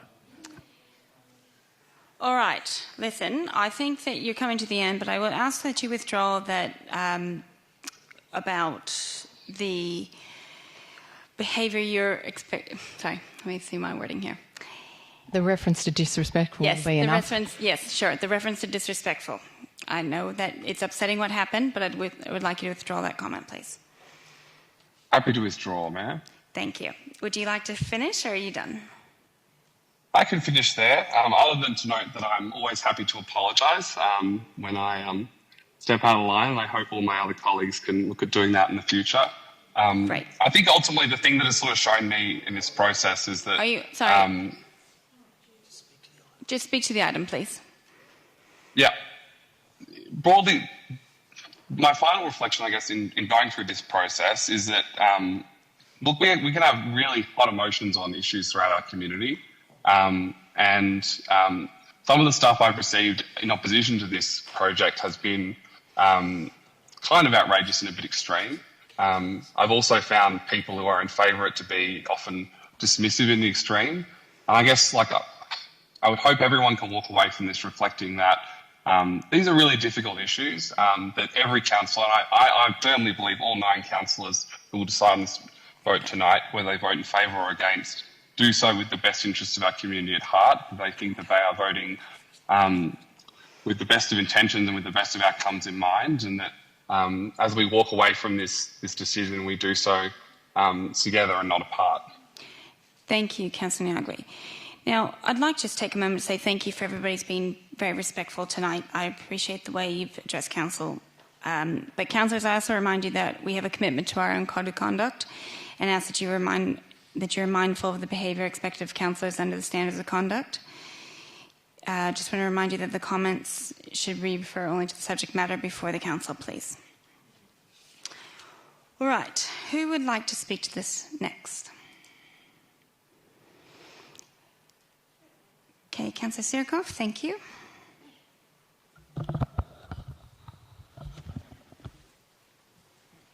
Oh, go ahead. Yep. Sorry. Yeah, go ahead. Just getting ready. Oh, sorry. No hurry. Well, after more than 14 years, and it's now probably 15 years because we did have a meeting on this 1 year ago in June, and after multiple petitions against any proposed public toilet site on Fitzroy Street, Council has not been able to satisfactorily find a suitable location because each time the residents and traders say no, as they don't want any antisocial behaviour which a toilet block can attract and spill out onto their doorsteps. The residents and traders have too often witnessed or directly experienced antisocial behaviour on our streets. After 18 proposed toilet sites, we are now up to the 4th petition signed by more than 1,300 people who do not want council to build a toilet block near the St Kilda Park Primary School because of the same reasons. Nobody wants the prospect of any antisocial behaviour, the drug dealing, the syringes, nor camping in the nearby green open space, which could raise both safety and security risks to their families and students of the school. It seems that we have come to the end of the line of where to build a toilet block on Fitzroy Street, the last location on a long list, which is not a valid reason to build it near Skips. In fact, this is the very reason why it should not be built there, because it is the last on the list and the least desirable. Instead, a toilet block should be located centrally on Fitzroy Street, shopping strip, and not down the road, far away from where the majority of people are shopping and dining. As already mentioned by Councillor Clark, Councillor Clark and I held a meeting for the Skips school community and residents on June 20, 2022 at the West Beach Pavilion. There were some 80 people who attended that meeting, and also a staffer on behalf of the previous Albert Park member, Martin Foley, who said on his behalf that he did not support the toilet block near Skips. And there are parents here tonight in the gallery who witnessed that message being delivered by that staffer. And this conversation has continued over the following 12 months with Rhonda Clark and myself. I would also like councillors to remember that, and the community, that council does not have any legislative obligation to build this toilet. The residents in the school community were not consulted on this location neighbouring the front of Skips, and council should have, in retrospect, as they do on so many other projects, should consult with the community when it does impact the community. I understand that all toilets in the City of Port Phillip, as already has been acknowledged by an officer, are unlocked at sunrise and then locked at sunset each day. So those who are shopping or dining in the evening won't have access to these toilets as at the far end of Fitzroy Street in the park. But despite being closed overnight, the toilets can still enable undesirable behaviour such as drug dealing and hostile behaviour. At the end of each month, Council provides a monthly report on the Fitzroy and Ackland Street precincts' waste and cleaning statistics. Over the past 6 months, from December through to May, Council has reported collecting between 259 and 625 syringes per month. And these are the syringes that we know about. Our residents and the Skips community do not want a toilet block, which will then contribute to those statistics. Another hub for dealing and disposing of syringes. Tonight, again, we were reminded when a child who stood on a syringe, which was raised also a year ago at the June 22 council meeting. Also, at that same meeting, it was suggested that that parents and the school should be instructing children at the school to be able to identify syringes and condoms lying on the ground in open space. I would say this is not a solution to support installing toilets here, but identifying the dangers and frequency of syringes and condoms on our streets, which we don't want. Councillors, we can do better than to place a toilet block next to a school. As residents have said tonight, and in many emails that we've been receiving during the past few days, they are supportive of a toilet block which should be centrally located on Fitzroy Street and not next to their school. Please vote to support this motion. Thank you. Thank you.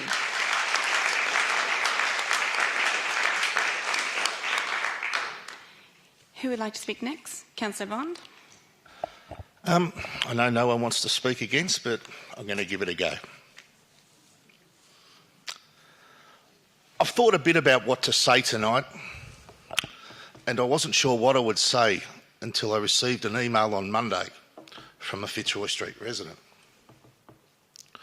We have received many emails both for and against, outlining why we should or should not build a toilet either on Fitzroy Street or in this location or in a different location.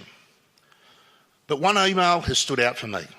It was sent to all councillors, and I'm going to read it out and make a few changes to do my best to de-identify the person who wrote to us. Apologies to the resident if I don't do a good job of this, but I just felt this email sums up why we're here. This email is from a person I will call Dave. Hi, Councillor. I'm a resident and property owner in Fitzroy Street, St Kilda. I've lived in the block between Princess Street and Grey Street for over a decade. I owned an apartment in this location also. I manage a chronic bowel disease, Crohn's, which means I need to access a toilet in a hurry when I am unwell. We used to have a public toilet at the old St Kilda station. Now I have to weigh up when I'm unwell whether I can make it to the beach toilets or stay within reach of home. Meanwhile, I watch party buses pull up opposite my apartment and the men unloading off the bus to pee against the bowling club fence. Fitzroy Street needs a toilet. I'm a social historian and writer. My book about St Kilda, which was published a few years ago and was shortlisted for a History Award, captured social tensions in my neighbourhood. It was written just after the gas leak was closed and not long after council was pressured to clear the rough from our streets by installing CCTV and placing obstructions on street furniture or removing street furniture altogether. Those who spoke the loudest back then got what they wanted. Middle-class street behaviours were considered okay. Sitting on the footpath drinking from a commercial cafe bar or drinking in a nightclub and then urinating on our street was okay. We didn't tolerate people with few options talking and drinking together, however, on the footpath seats. Social media whipped up our fears. They didn't behave like us and were pushed off our street. I also documented in my book the Spanish Mission toilets in Fitzroy Street's Cleve Gardens, demolished by the pressure of business owners and residents owing to behaviours considered by them to be antisocial. I remarked that we removed the Aboriginal and gay folk and then memorialised them with a garden and a memorial tablet. The parallels of this past to the objections to the current Fitzroy Street toilet proposal are obvious. The anticipated behaviours reported by some to offend or frighten them, in brackets, what about the children, is driven by the voice of self-interest. Tackle those problems if they really are problems, but build us our Fitzroy Street toilet too, from resident Dave. So here we sit with a proposal before us to not just stop the current proposed toilet on Fitzroy Street after over a decade of searching for a location, but with a motion on the screen there that goes much further than that. It proposes to stop work on any attempt to search for any location for a public toilet on or around Fitzroy Street. This motion says we give up, and it's all too hard. The plan tonight from some is to kick the public toilet can so far down the road to the other side of the council elections, when a new council will likely start this process all over again. But where does this leave a person like resident Dave and many, many others like him? It leaves him and their standard of living compromised, it is what it does. It leaves him without much needed basic community facilities that are available on nearly every other street in Port Phillip, bar Fitzroy Street. We had MPs here tonight speaking about how they are listening to the community and they want to stop these toilets because they feel that Fitzroy Street and surrounds has too many problems and it is too unsafe for a public toilet. I request that these MPs listen to resident Dave and I quote, tackle those problems if they really are problems, but build us our Fitzroy Street toilet too. Specifically to Nina Taylor, Josh Burns and James Newbury, all of whom have written to us and a couple spoke here tonight against the toilet on safety grounds. You are in government. You are responsible for law and order, the police, the courts and jails, housing, homelessness, health and mental health, and I could go on. I say publicly to you now what I've said to you all, both privately in an email, which I note neither Josh nor Nina responded to. If you both believe Fitzroy Street is too unsafe to allow council to build a public toilet, what, and I'll leave a word out because there's kids in the room, do you both intend to do about it? I made an offer to work with you both on addressing the issues we all know exist and any others you might raise, but you couldn't even be bothered responding. There are several councillors in this room who I know who are going to support this motion tonight. If the ramifications of this motion weren't so serious, it would be funny. The councillors supporting this motion either ran for council because they wanted council to focus on its core business and stop wasting ratepayers' funds on projects that aren't the core responsibility of local government. Or they ran for council because they want to treat our community with kindness and compassion and provide much needed community assets and facilities to the elderly and those less fortunate than ourselves. Yet here they are, sitting side by side in this council meeting with some sort of not exactly united alliance, as you may have just seen, stopping a public toilet, which ironically is both a core responsibility of council and a much needed asset for many in our community. But they're not just stopping it near a school, but stopping it everywhere else in Fitzroy Street also, because you don't think this street is safe enough to build a public toilet. I say to these councillors before you vote tonight, listen to resident Dave, and I quote again, tackle those problems if they really are problems, but build us a Fitzroy Street toilet too. Being a councillor is not an easy role at times, and this is just one of those occasions when we must make difficult decisions, as we are often required to do. Supporting this motion before us is not making a difficult decision. It's the opposite. It is taking the easy way out because you don't wish to solve an ongoing and difficult problem that many councillors before you have also refused to solve.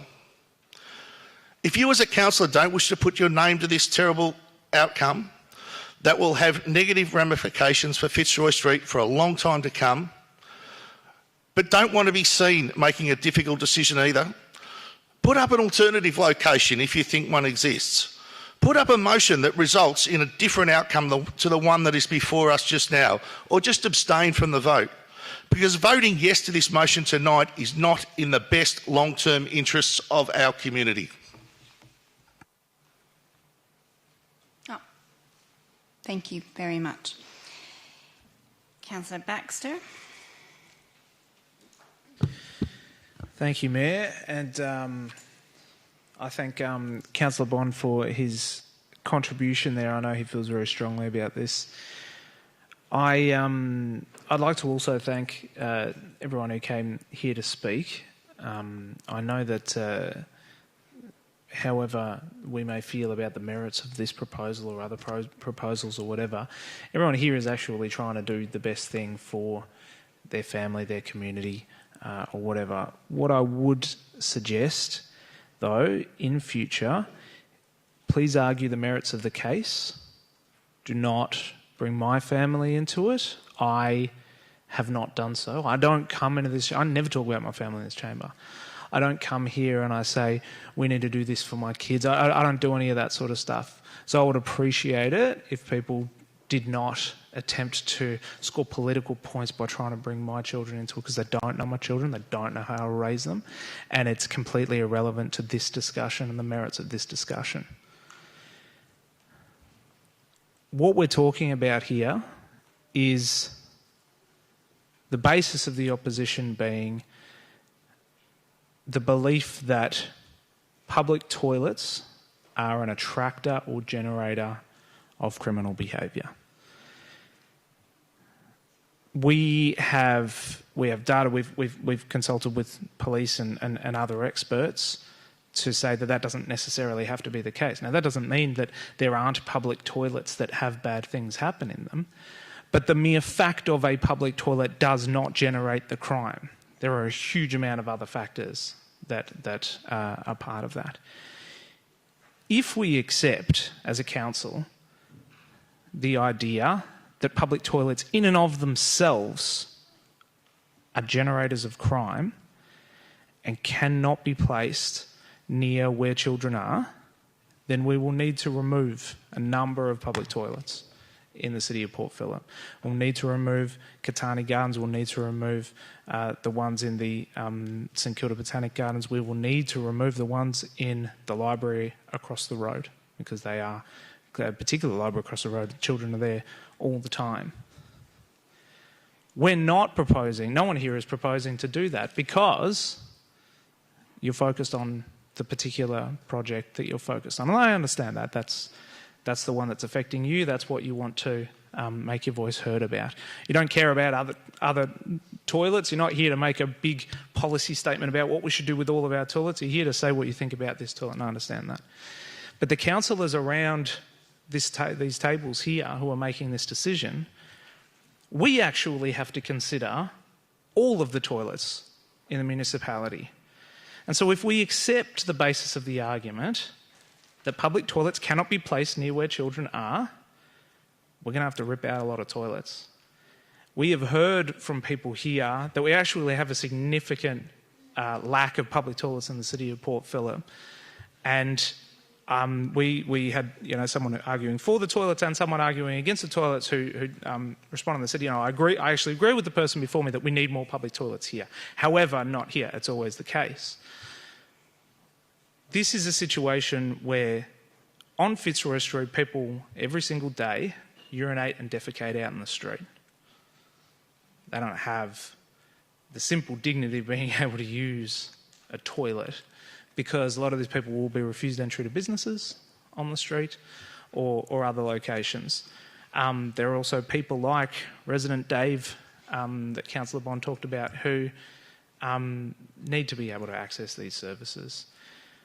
What we're talking about tonight means that we will not have anything on Fitzroy Street potentially ever.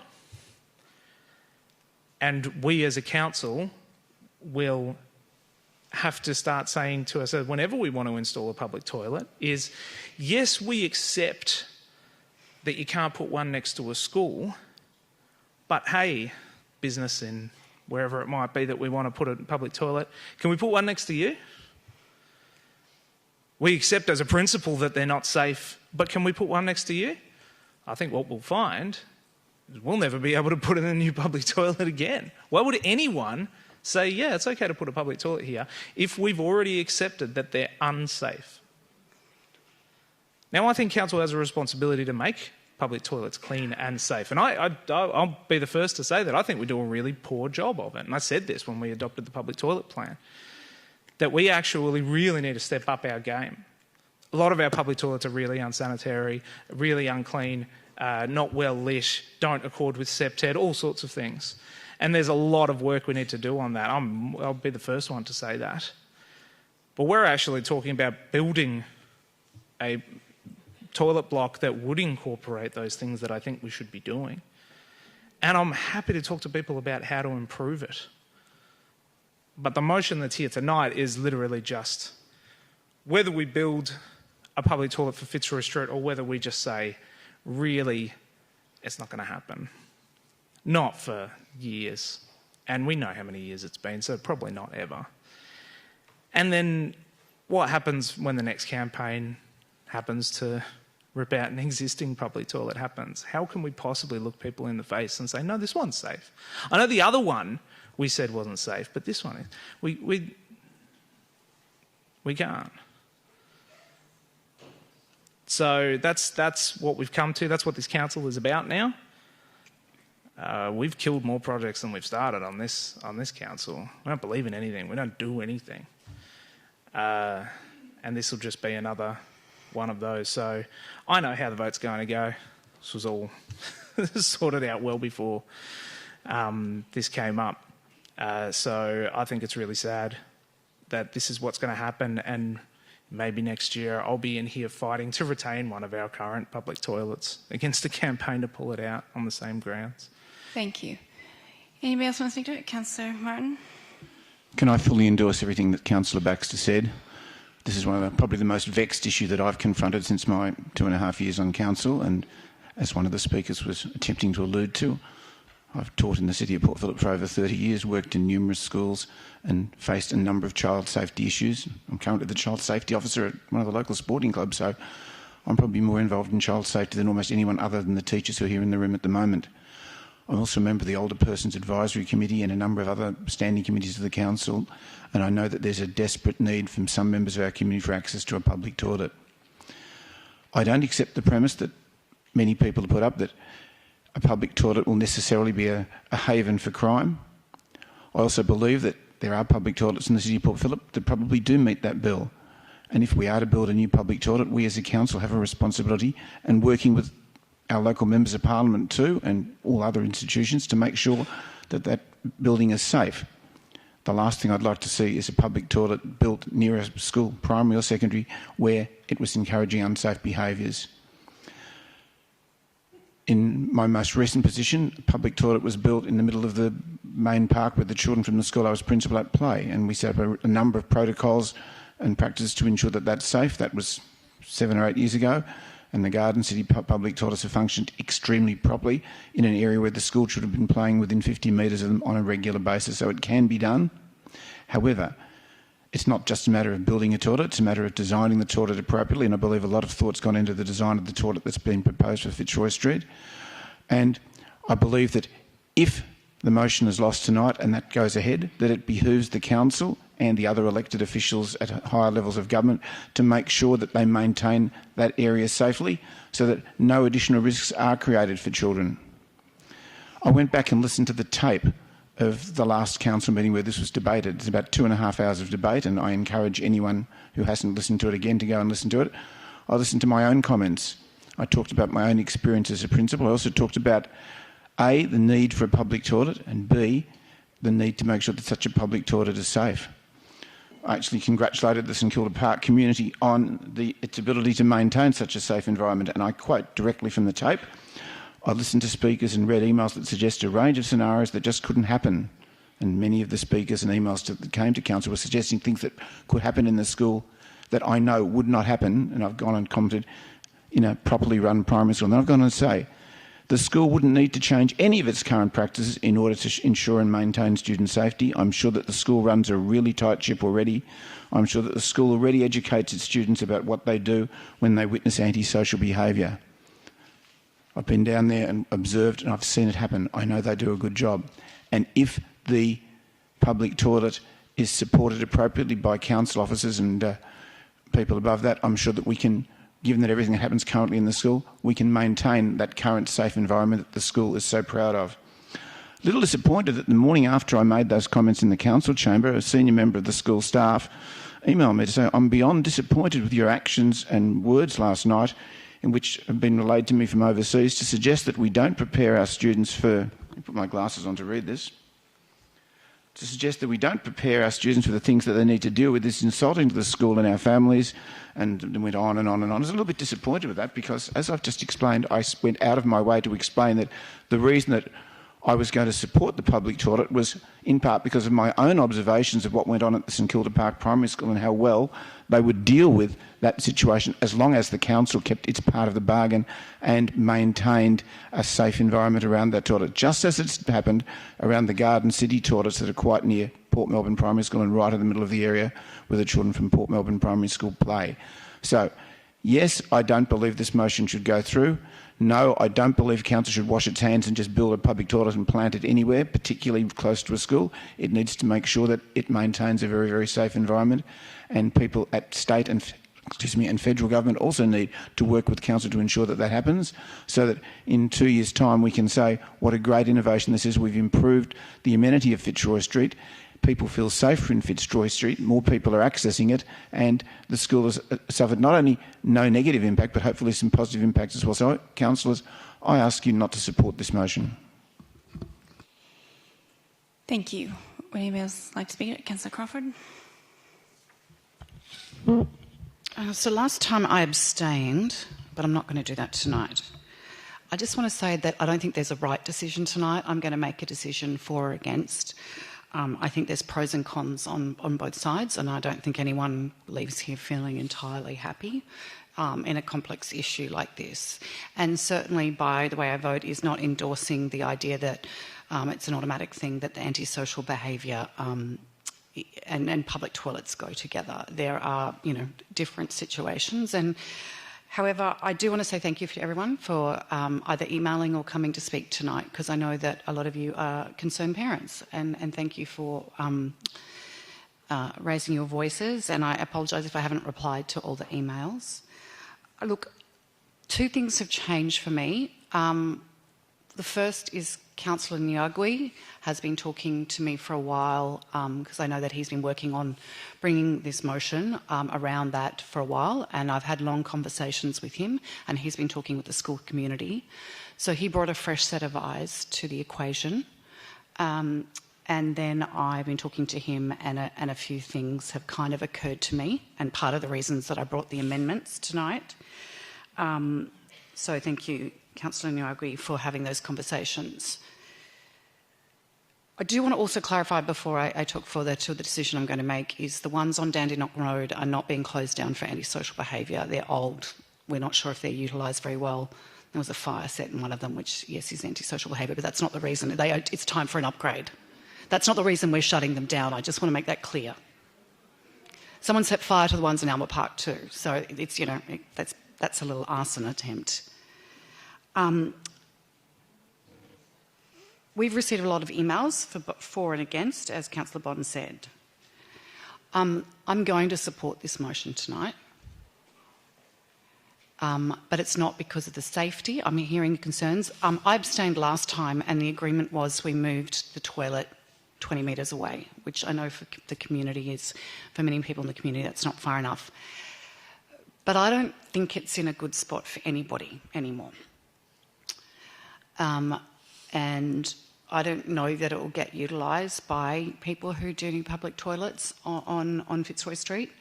And I know the complexity of the street, having worked on there for 14 years. And the reason I brought the amendments to look at it, to stop continually looking for something that we can't find and have another look in a number of years, is that circumstances may have changed. Like a new building being built that has appropriate place to put public toilets, I don't know. And the other thing is I also wanted to spend the time and energy on some of the other toilet blocks that need attention in the city, like ones that are urgent, like the Botanical Gardens, and also Ormond Road in Elwood does not have public toilets. So perhaps there's time to take a breather, let things settle, and to come back and look for an alternative location in a couple of years where things may change. So when I used to work on Fitzroy Street at Pelican, we allowed most people to use our public toilets, and that was, I guess there were people always around, and it was monitored, and it worked. I can think of one incident in 14 years. So it can be done on Fitzroy Street, and I think that Pelican provided a big public service to the street for a very long time, but it's not there in that capacity anymore. So that's what I'm talking about. There may be different circumstances, things may come to light, but I think it's time to have a breather. let things settle, but also attend to some of the other toilet blocks in the city that actually need time and energy as much as Fitzroy Street. So I will be supporting the motion. I understand there's different views. I don't think this is a win-win situation. I think there are outcomes. I do think we still do need a toilet on Fitzroy Street. I just think right now where we're going to put it, I don't think it's going to change in the next year, the concerns. So I look forward to future councillors having that conversation and finding that place. And maybe another facility like Pelican might pop up, and that may be part of the solution. I'm not sure. But yes, I'd urge my fellow councillors to support this motion tonight. Thank you. Councillor Pearl. Thank you. Councillors, a difficult decision here this evening, but I'd urge you not to change your votes from last time and stay the course with this important piece of public infrastructure. We've looked at this many, many times. We've gone out many, many times for discussions with the community about where the location of this would be. We'd made a decision. I understand there's a window of opportunity to reconsider that decision, and I respect Councillor Clark for bringing the motion here this evening. You and Councillor Sirikoff of the current group of councillors have probably been the ones that have been consistent with their view in opposition to the toilet block. But councillors, there's a lot of pressures on you, and I understand that, and you should listen to your community at all times. I'm not saying that. But also there's been, much to my concern, a degree of engagement, is probably use of a better word, from state and federal MPs. And there's a tendency of these MPs to cherry pick their issues in terms of which they wish to come and advocate for. And I don't think the real issue here necessarily, and we'll probably get jeers here, is the location of the toilet so close to the entrance.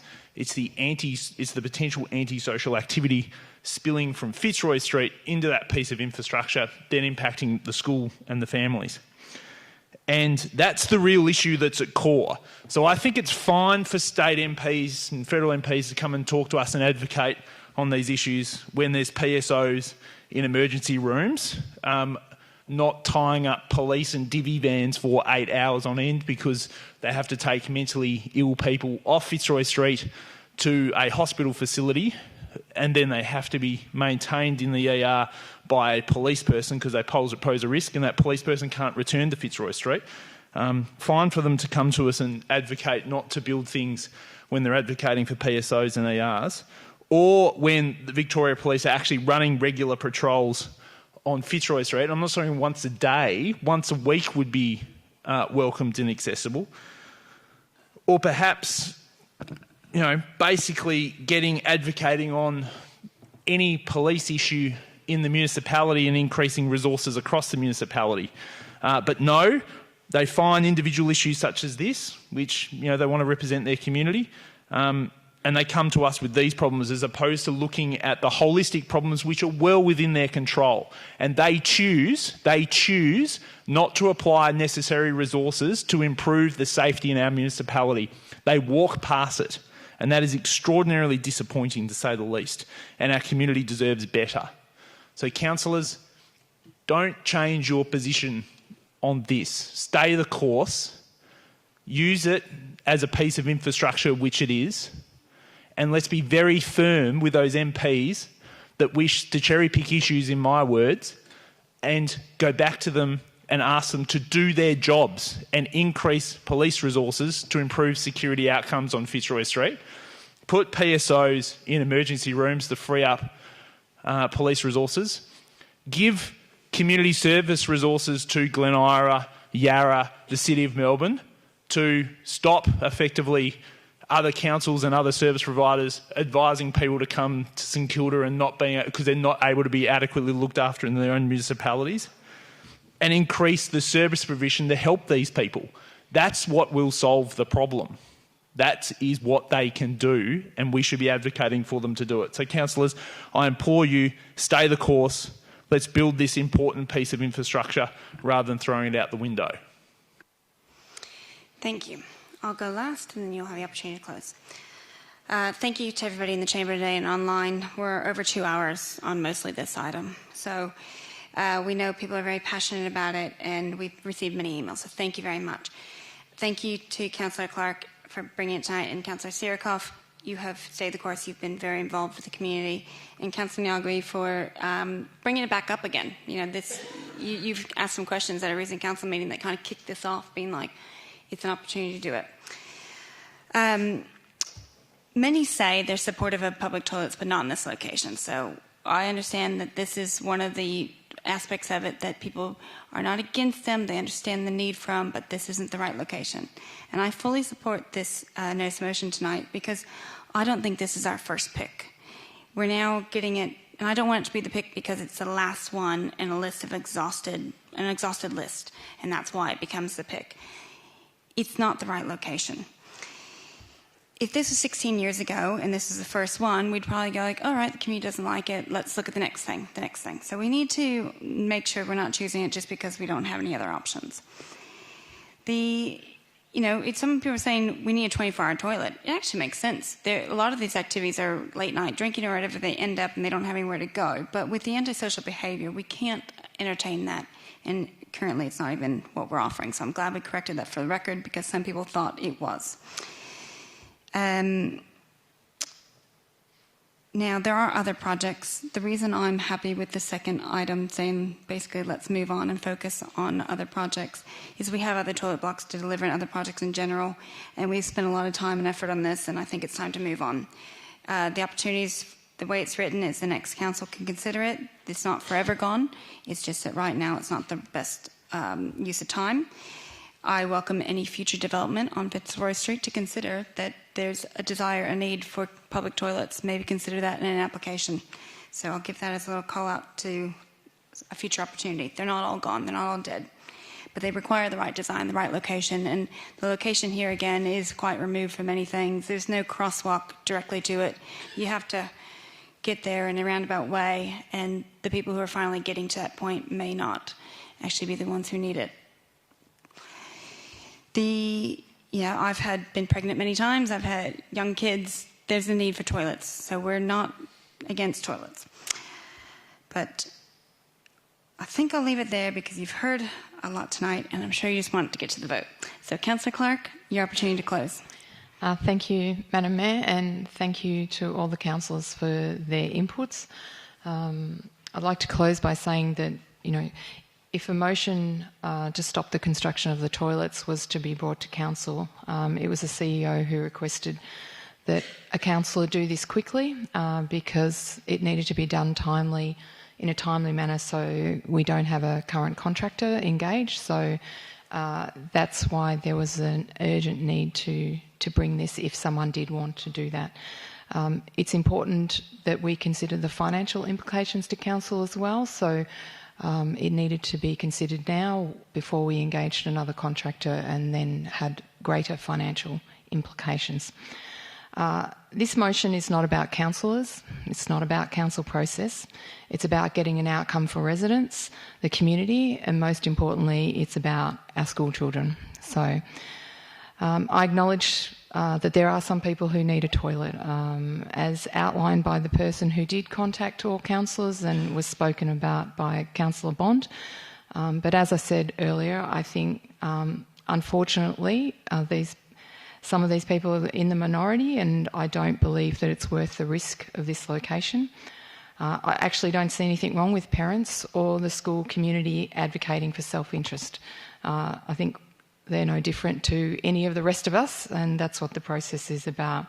The motion actually says to find a suitable alternative location on Fitzroy Street, but it does delay it, as has been outlined by other councillors and mentioned in the motion. And that's so, as Mayor has said and Councillor Crawford, that we can focus on other council toilet projects that are needed as well. The fact that council's tried to find many other locations in Fitzroy Street and has not been able to find a location suggests that it is a very difficult challenge to find a suitable toilet, but that does not mean the wrong location should be chosen because of that. It actually reinforces that there's not a suitable location at this point in time. So to summarise, I think we need to prioritise the safety of our children, and public toilets next to a school is not the right location, in my opinion. And so in closing, I'd like to encourage other councillors to support this motion. I think we know everyone's spoken to their views, so we may as well go to a vote and put an end to this discussion. Thank you. All right, let's take that to the vote. All those in favour? 1, 2, 3, 4, 5. And those against? 1, 2, 3, 4. Division required. Thank you. It's carried, but a division has been called by Councillor Bond. Was that who called it? Yep. All right, we're going to do the vote again to be recorded. All those in favour? Councillor Sirikoff, Councillor Consultation, Councillor Nyagui, Councillor Clark and Councillor Crawford.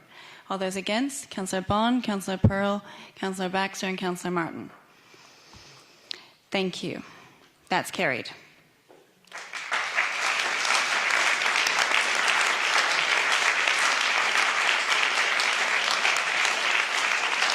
All right. Thank you, everyone. I appreciate your patience. We're going to take a 5-minute break. If you'd like to go home, you're welcome to. Thank you for coming. All right. Thank you, everybody. We are now moving to presentation of reports. The first one up is 8.1. Hi, side chats. First one is 8.1, presentation of CEO report, issue 97. Can't wait for the 100th one coming up soon. Are there any questions of the officers in relation to this report? No. All right. Councillors, we have an officer's recommendation. Would someone like to move this or something else? Councillor Martin to move. Councillor Crawford to second. Thank you for the quick hands. Councillor Martin, would you like to speak to it? Love the CEO's report. Some wonderful things. 3 highlights. Mentions the new greenhouse gas emissions targets that the state government's come up with that council's been involved in. Talks about SECA and its involvement with the business climate adaptation tool, which council's promoting. Talks about the Econcentre construction launch, which we've mentioned previously. And last but not least, talks about the Mayor's Roundtable with the urban forest strategy. There's lots of wonderful stuff there. Those 4 are relevant to motions coming up tonight. Hope everybody's read them. Great. Councillor Crawford? No? Anybody else speaking to this? Otherwise, move to the vote. All those in favour? That's carried unanimous. Thank you.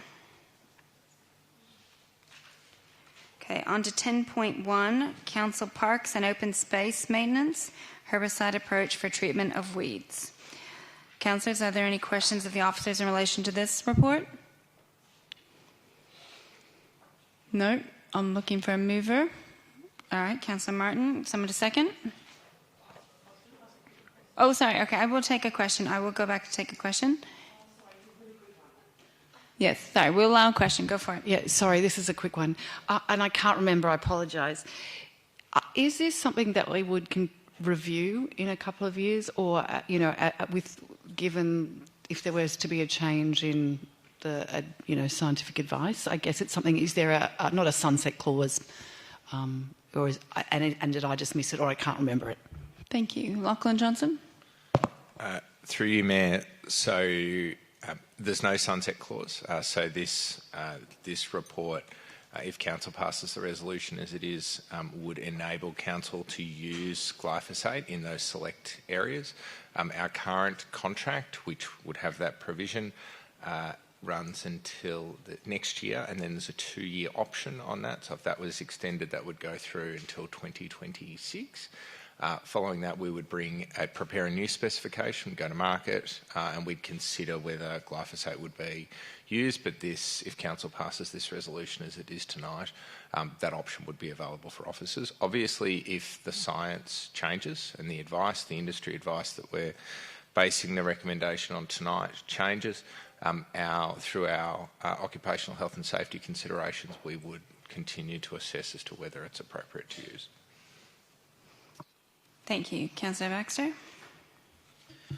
Thank you. Can I please ask officers what was the rationale behind the community engagement, relatively limited community engagement that was undertaken? Lachlan Johnson? Through you, Mayor. Councillor Baxter, officers in discussion with councillors recognise that this is an area where the community does have a difference of views. And so it was recommended that a 28-day community engagement process was undertaken to give the community the opportunity to provide input, and that input is provided in the report for the consideration of Council. Councillor Baxter.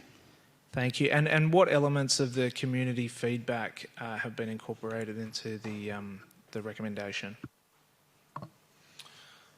Through you, Mayor. So there was a variety of community feedback that was provided. Some of it was around the use of glyphosate around waterways. Now, we'd already assumed as part of the proposal that we would avoid using glyphosate when there's wet weather, near standing water in drains, near waterways along the foreshore, etc. But that community consultation, the feedback was provided there, provided extra support to that recommendation. Some of the other community feedback that was provided that hasn't been incorporated was around alternative methods such as steam treatment of weeds. As the report outlines, officers are not recommending those approaches because the glyphosate is able to provide what we are recommending is the most economical and effective solution. Thank you. Councillor Baxter. So I'll just to clarify, was there anything from the community feedback that has resulted in a change to the proposal, or is it basically the same as it was going to be before community feedback? Through you, Mayor, to clarify, the community feedback validated the original position, so there's been no fundamental change. Thank you. Any further questions? If not, Councillor Martin, would you still like to move this? Very rarely I get a chance to use my chemistry Sorry, and bio... wait, I need a seconder. Yes, you want to move it still? Yes, sorry. Councillor Crawford? All right, now you can speak to it. Very rarely I get a chance to use my chemistry and biochemistry qualifications.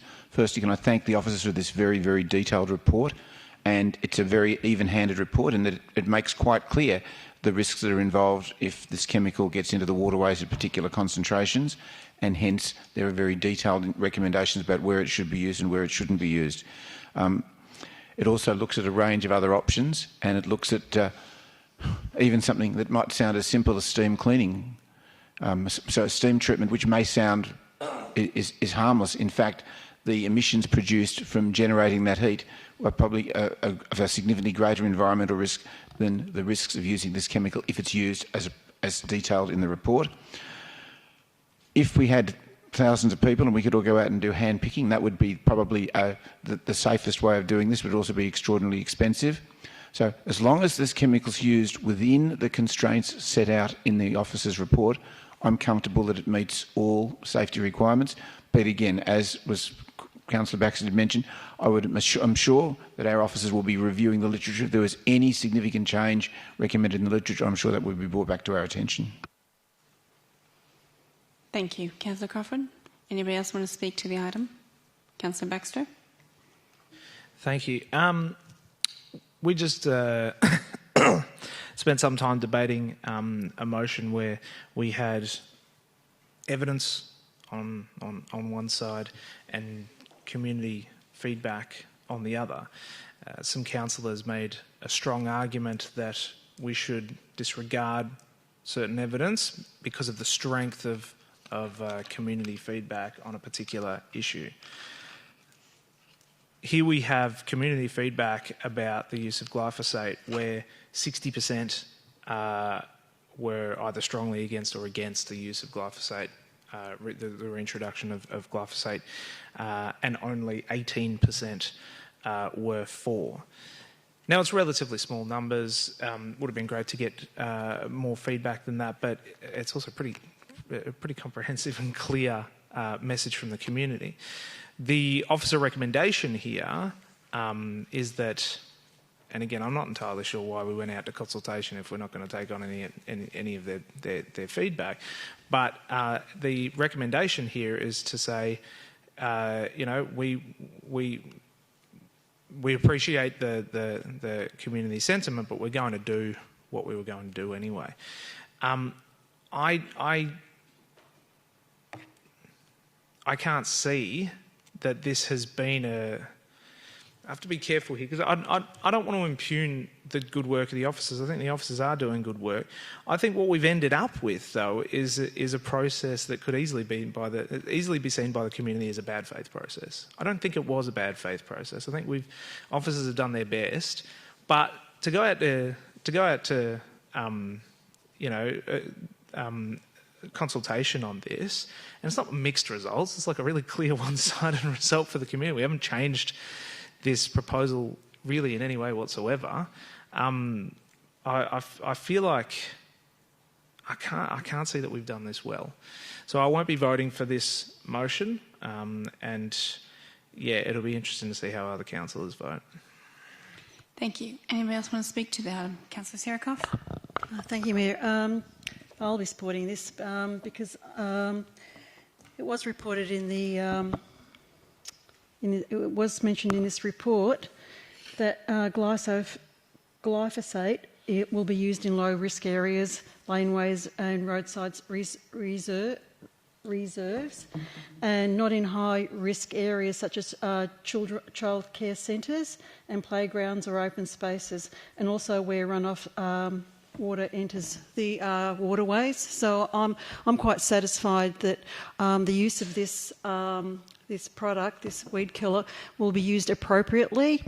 And on consultation also with somebody that I know very well over the last 40 years, who is a biochemist and who's lectured in the subject, she said that that she uses this product herself and she knows it's safe. It's not dangerous to to living organisms, that it's quite safe, and she uses it on her own property, 5 acres, where she has a nature reserve running through that property. So I'm quite happy with what the officers have researched and found out about this product. Thank you. Thank you. Anybody else speaking to it? Ready to take us to the vote? All right. All those in favour? All those against? That's carried. You didn't call a division, did you? You didn't call a division? I heard you say something, but no? Good, okay. That's all right. That's fine. All right, we'll move on to 11.1, Act and Adapt Review, the Climate, Act and Adapt Review and Climate Emergency Action Plan. Thank you. All right, any questions of the officers in relation to this report? Councillor Martin. In the Act and Adapt strategy, it talks about council looking at its electric vehicle policy and moving over a period of time to replace our current fleet, and there are times there. Are officers able to say, is there any research that talks about the emissions produced by electric vehicles compared to those that are driven by internal combustion engines? And I'm aware, for example, that there are more emissions involved in the manufacture of an electric vehicle rather than there would be in the manufacture of a internal combustion engine powered vehicle. However, is there any evidence long term that there are reductions in emissions if we're comparing like type vehicles between electric vehicles and internal combustion powered vehicles? Oh, sorry. You're welcome. Go ahead. Through you, Mayor. It's difficult to obtain life cycle greenhouse gas emission data for every EV model. However, there are a number of reputable studies, including by the UK government, that have assessed the life cycle impacts of EVs compared to standard combustion engine vehicles. The findings are that EVs that run on renewable energy reduce the life cycle emissions by over 50% compared to an internal combustion engine vehicle. The break-even point at which greenhouse gas emissions saved from not using fuel match the extra greenhouse gas emissions generated in EV manufacture is around 4 years of driving or under 50,000 kilometres. Thank you, Beth. Another question? No? Okay. Any further questions? All right. We have an officer's recommendation. Would someone like to move this or something else? Councillor Martin, you're on fire tonight. I mean that in a good way. Who wants to second it? Councillor Baxter. Thank you.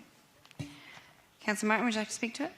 I'd like to thank the officers for the enormous amount of work that's gone into producing the revision of Act and Adapt that's going to go out to consultation. Can I also thank, given that I think it was Councillor Baxter and I were the ones who brought the motion to the chamber, the development of our first draft climate emergency action plan. They're both good reads. When you read the draft Climate Emergency Action Plan, we see what we've done so far, and I think there'll be many people who'll be surprised at how much work Council's done in this area, because previously, when looking at our various policies, it was hard to get a handle on everything that we've done in the area of addressing the climate emergency. There's some very positive things that we've done, but it also points out a number of things that we still need to do, and there are suggested targets further down the track. And Act and Adapt sits alongside the Climate Emergency Action Plan. Much of the information in Climate Emergency Action Plan is driven by Act and Adapt. And if we go into Act and Adapt again, we can see that there are not just some targets that we've achieved, but there are some other targets that we're looking at further down the track. There are 46 different initiatives that are listed there, and there are a series of targets against those initiatives. When I looked at those, I'm sure there'll be times as the climate emergency is driven back home, and thank you to the CEO in his CEO report, which looks at the revised emissions targets from the Victorian government. I'm sure that we may want to review some of those targets next to those initiatives further down the track, but I believe the documents as they stand at the moment are an excellent starting point. When they go out to consultation, I'd love to hear what the community see about what those initiatives are, what they think of our targets, and if there are any changes, what are reasonable modifications we could make to those in a way that's not going to cause huge impacts on our budget. So really look forward to seeing the result of the community consultation. Look forward to seeing as many people as possible.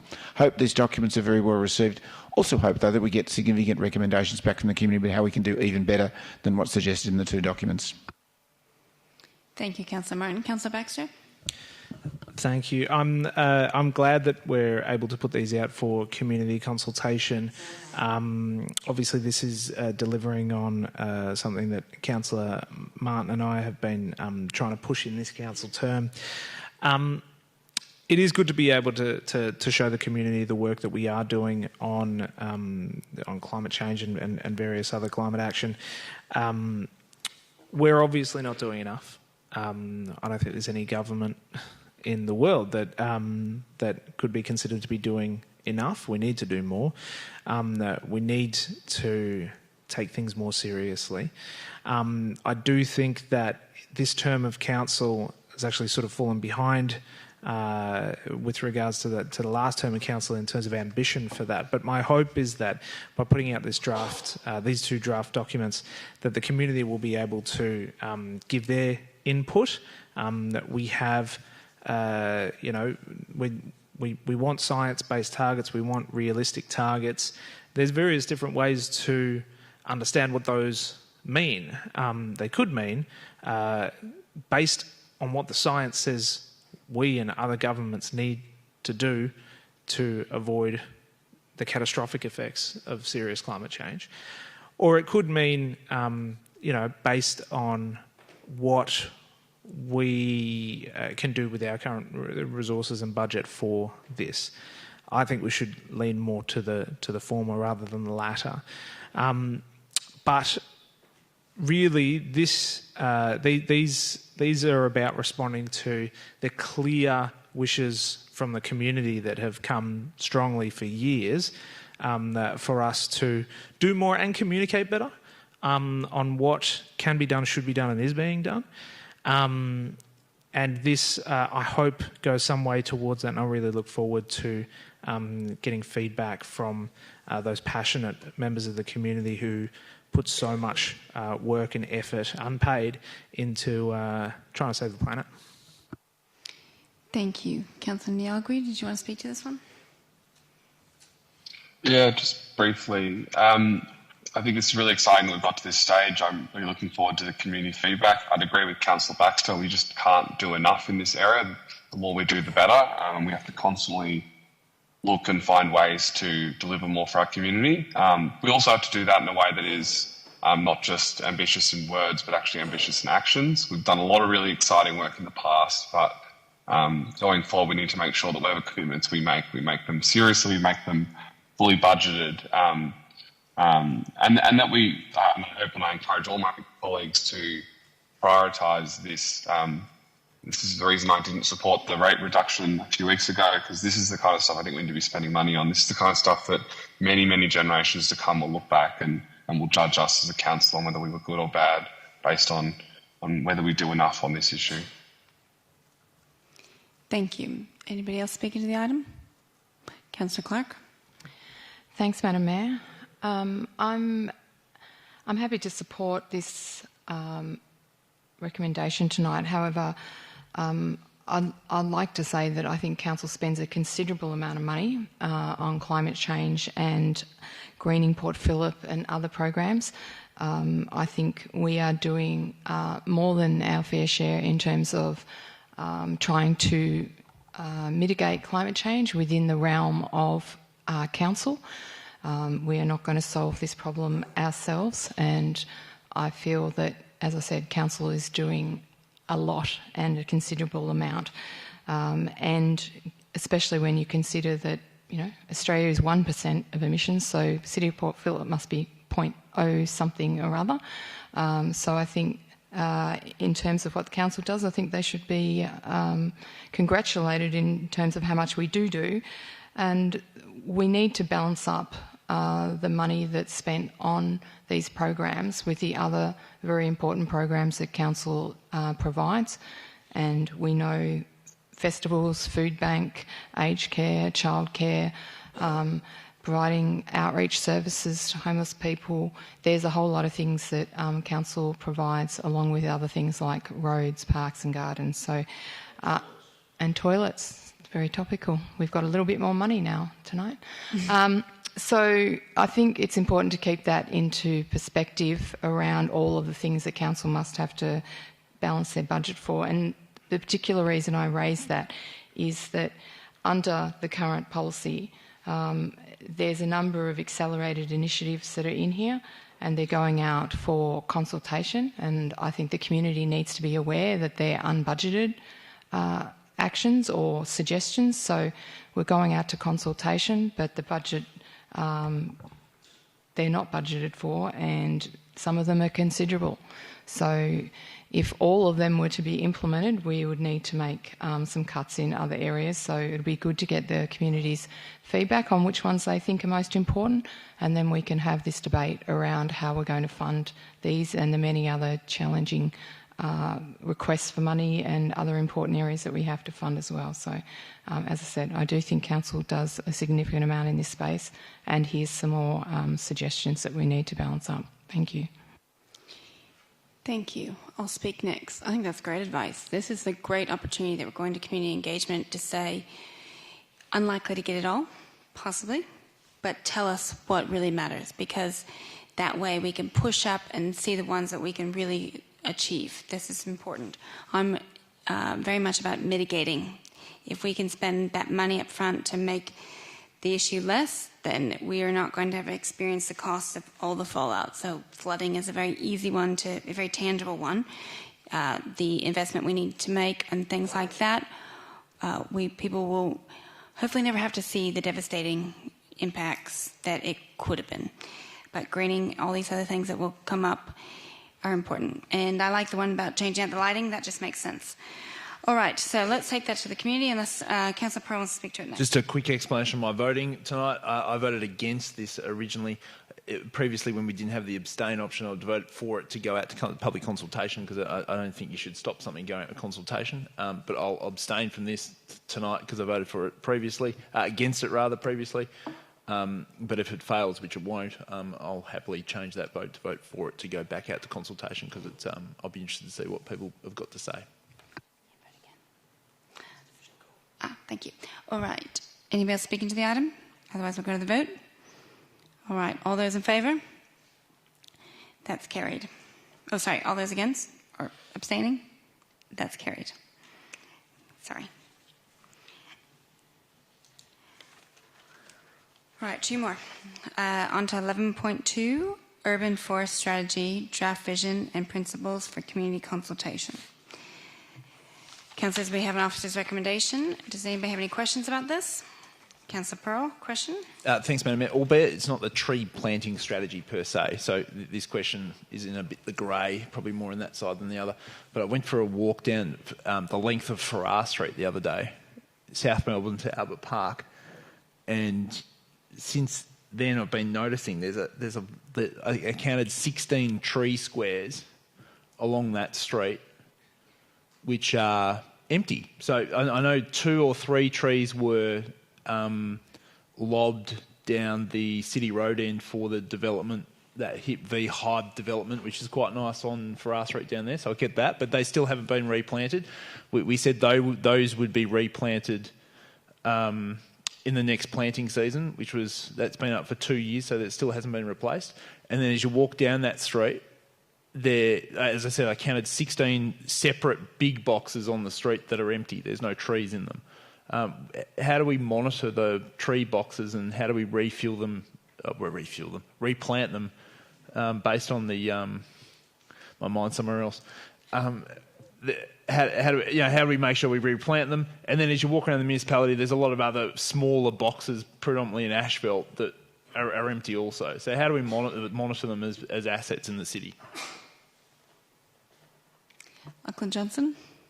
Through you, Mayor, I can confirm that Farrar Street / Canterbury Road is an action in the greening Port Phillip strategy at the moment. So a lot of those those empty tree plots, both those in the road and on the footpath, are due to be planted out, in addition to some additional ones being put in. So that project is in its early stages. I haven't got a status update on it yet, but I can provide it to you offline.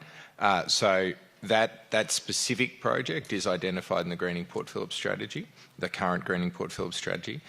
With regards to tree plots and tree squares that are empty all across the city, we have a tree planting program, so that runs from May through to about September each year. So each year we plant roughly 1,000 trees, and a lot of them are in those empty tree plots. So some of those tree plots are empty due to development work, like you've spoken about, Councillor Pearl. Other times the trees die. Other times we want to change species and they're removed and then new trees are planted. So we've got a tree planting program that ensures that those tree spots. We also respond through to community requests for additional trees to be planted as part of that annual planting program. And I think, lastly, through you, Mayor, I think the other question that you asked was in relation to the development where trees were removed as part of the planning permit. So there are planning controls that relate to the reinstatement of those trees, or the purchase of offsets, or paying of compensation. That's managed through the planning scheme and council's planning enforcement procedures. CEO. Through you, Mayor, Lachlan and I have both identified that we're not happy with the performance around street tree planting and the auditing of how we go about that as well. So we are looking at mechanisms now about how we will improve that auditing process and get those plots filled more frequently and better. Some of that does come down to the greening Port Phillip strategy, which will give us better guidance on the types of trees to plant. But notwithstanding that, there are a lot of empty plots that we've noticed, and they should have been done through some of those previous planting seasons. Thank you. Any further questions? Sorry, just through you, Mayor, I can just confirm as well the Farrar's Canterbury Road project. They're currently doing the early stages feature surveys, designs, looking at where services are, where they can fit additional trees, and that should be planted out in the 2023-24 financial year. The one we're in. All right. Any further questions? Otherwise, I'm looking for a mover. Thank you, Councillor Martin. Councillor Baxter to second. Councillor Martin, would you like to speak to it? When we get our council pack on a Thursday or Friday afternoon, I look at the number of pages, and I'm not sure what the other councillors say, probably something similar to myself that probably can't be said in public as we start reading all the various documents. And then I got to the urban forest strategy, and I got to the 2040 background and benchmarking reports. And it's the best read I've had for years. There's just so many amazing things, so many amazing recommendations. The tools that we've now got to identify what our current green canopy is, and the new guidelines are that, all the things that we could do. It's a fantastic read. I really look forward to members of our community having a look at this during the consultation report. The initial engagement finding report is another good read. We're now at the stage where we're looking at coming up with our draft future directions. There's so much guidance in that initial document.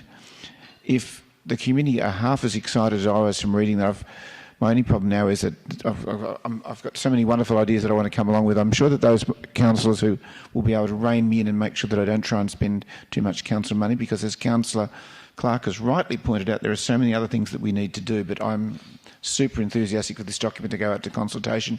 And as Councillor Clark suggested with the Act and Adapt strategy, can the community come back to us and say, what are the key priorities that they get out of this? There are so many things we could do. What are the key ones there? What are the ones that we're able to fund? I really look forward to the community helping us as we come to a decision about what will be our key funded areas as we further develop an urban forest strategy. And I'm sure Councillor Baxter has more exciting things to say. Councillor Baxter. I'll take that bet. Yeah, look, one of the constant conversations I'm having with residents really all the time is requests for more greening of their street, and perhaps they're walking past empty tree plots that they think should be planted out. They've got ideas for depaving. Literally everybody wants more trees on their streets. Now, sometimes I have to tell them, you know, it can be difficult. Sometimes we have very narrow and very difficult streets to work with, but it is an undeniably popular thing. Turns out people like trees. Fancy that.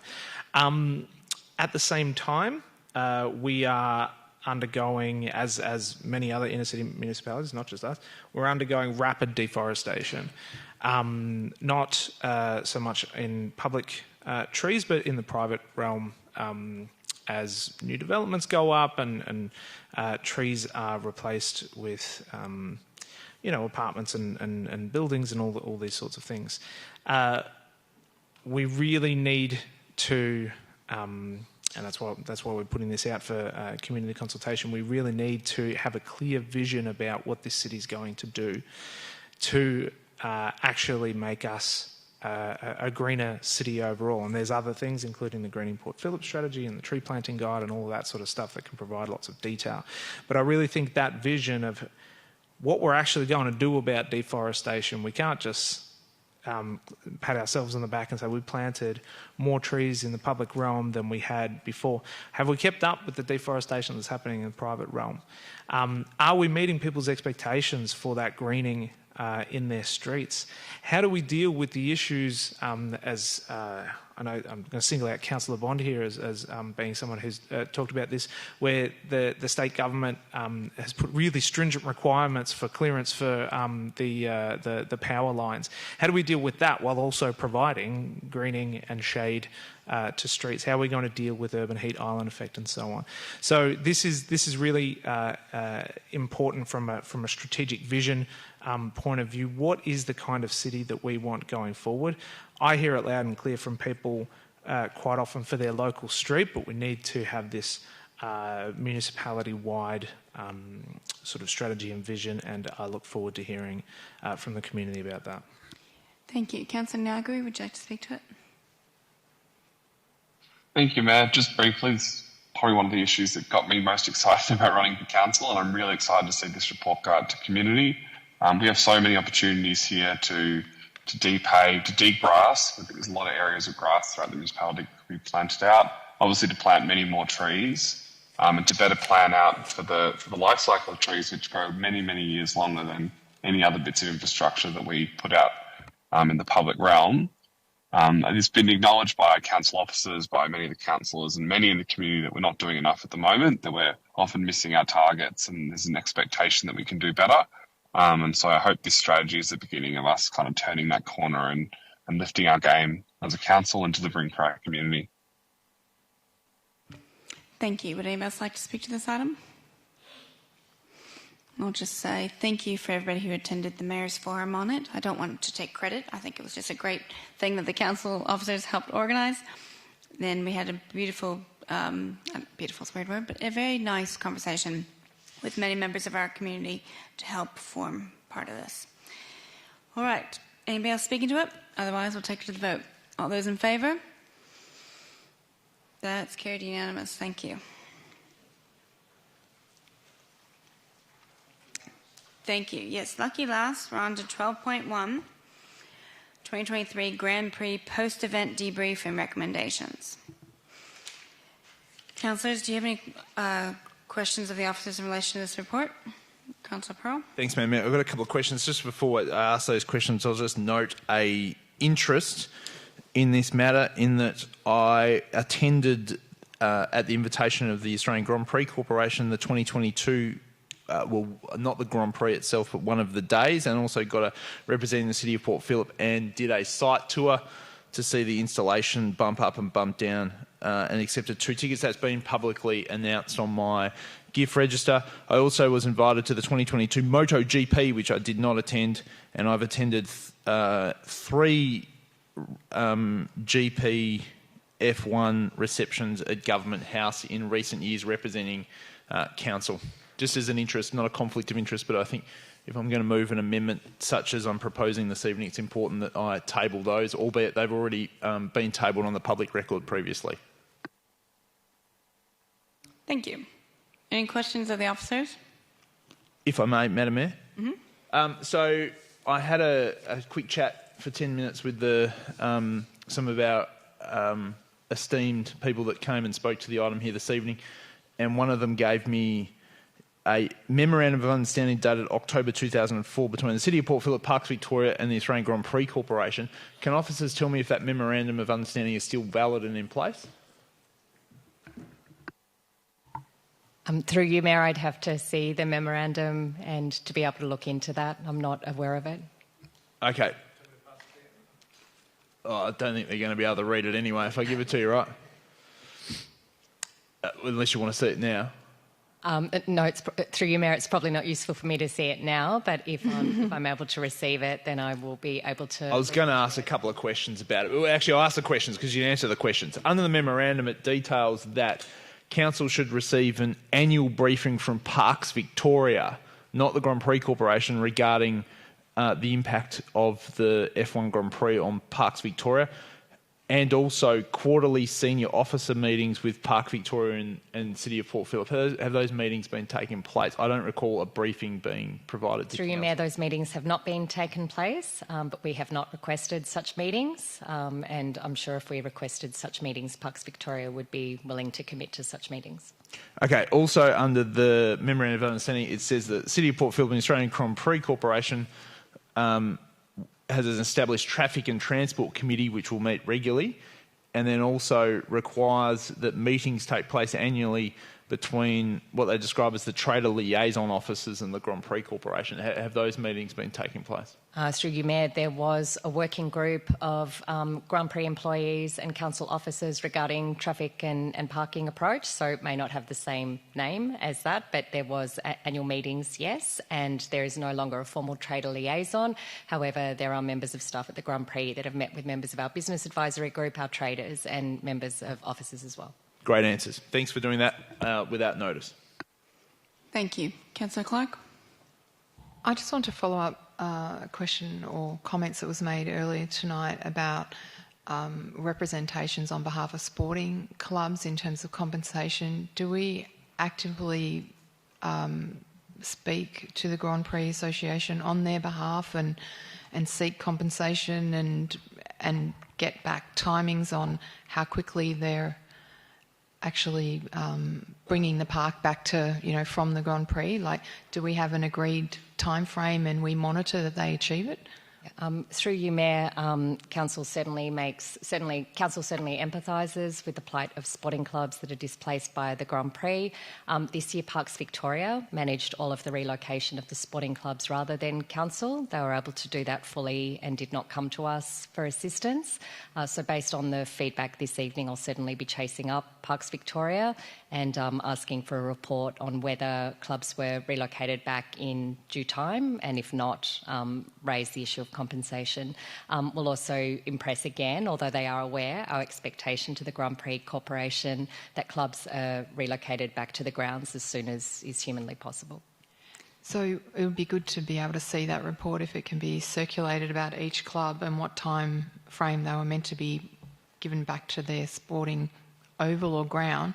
And the issue of compensation, do we have any standing there in terms of advocating on their behalf around that? Through you, Mayor, we would first need to understand whether commitments were honoured that were made to the clubs. If the commitments were not made, then we can raise the issue of compensation. Thank you. CEO? Thank you. Yeah, through you, Mayor, I think one of the important things is that Parks Victoria is the landlord and manager of those tenancies.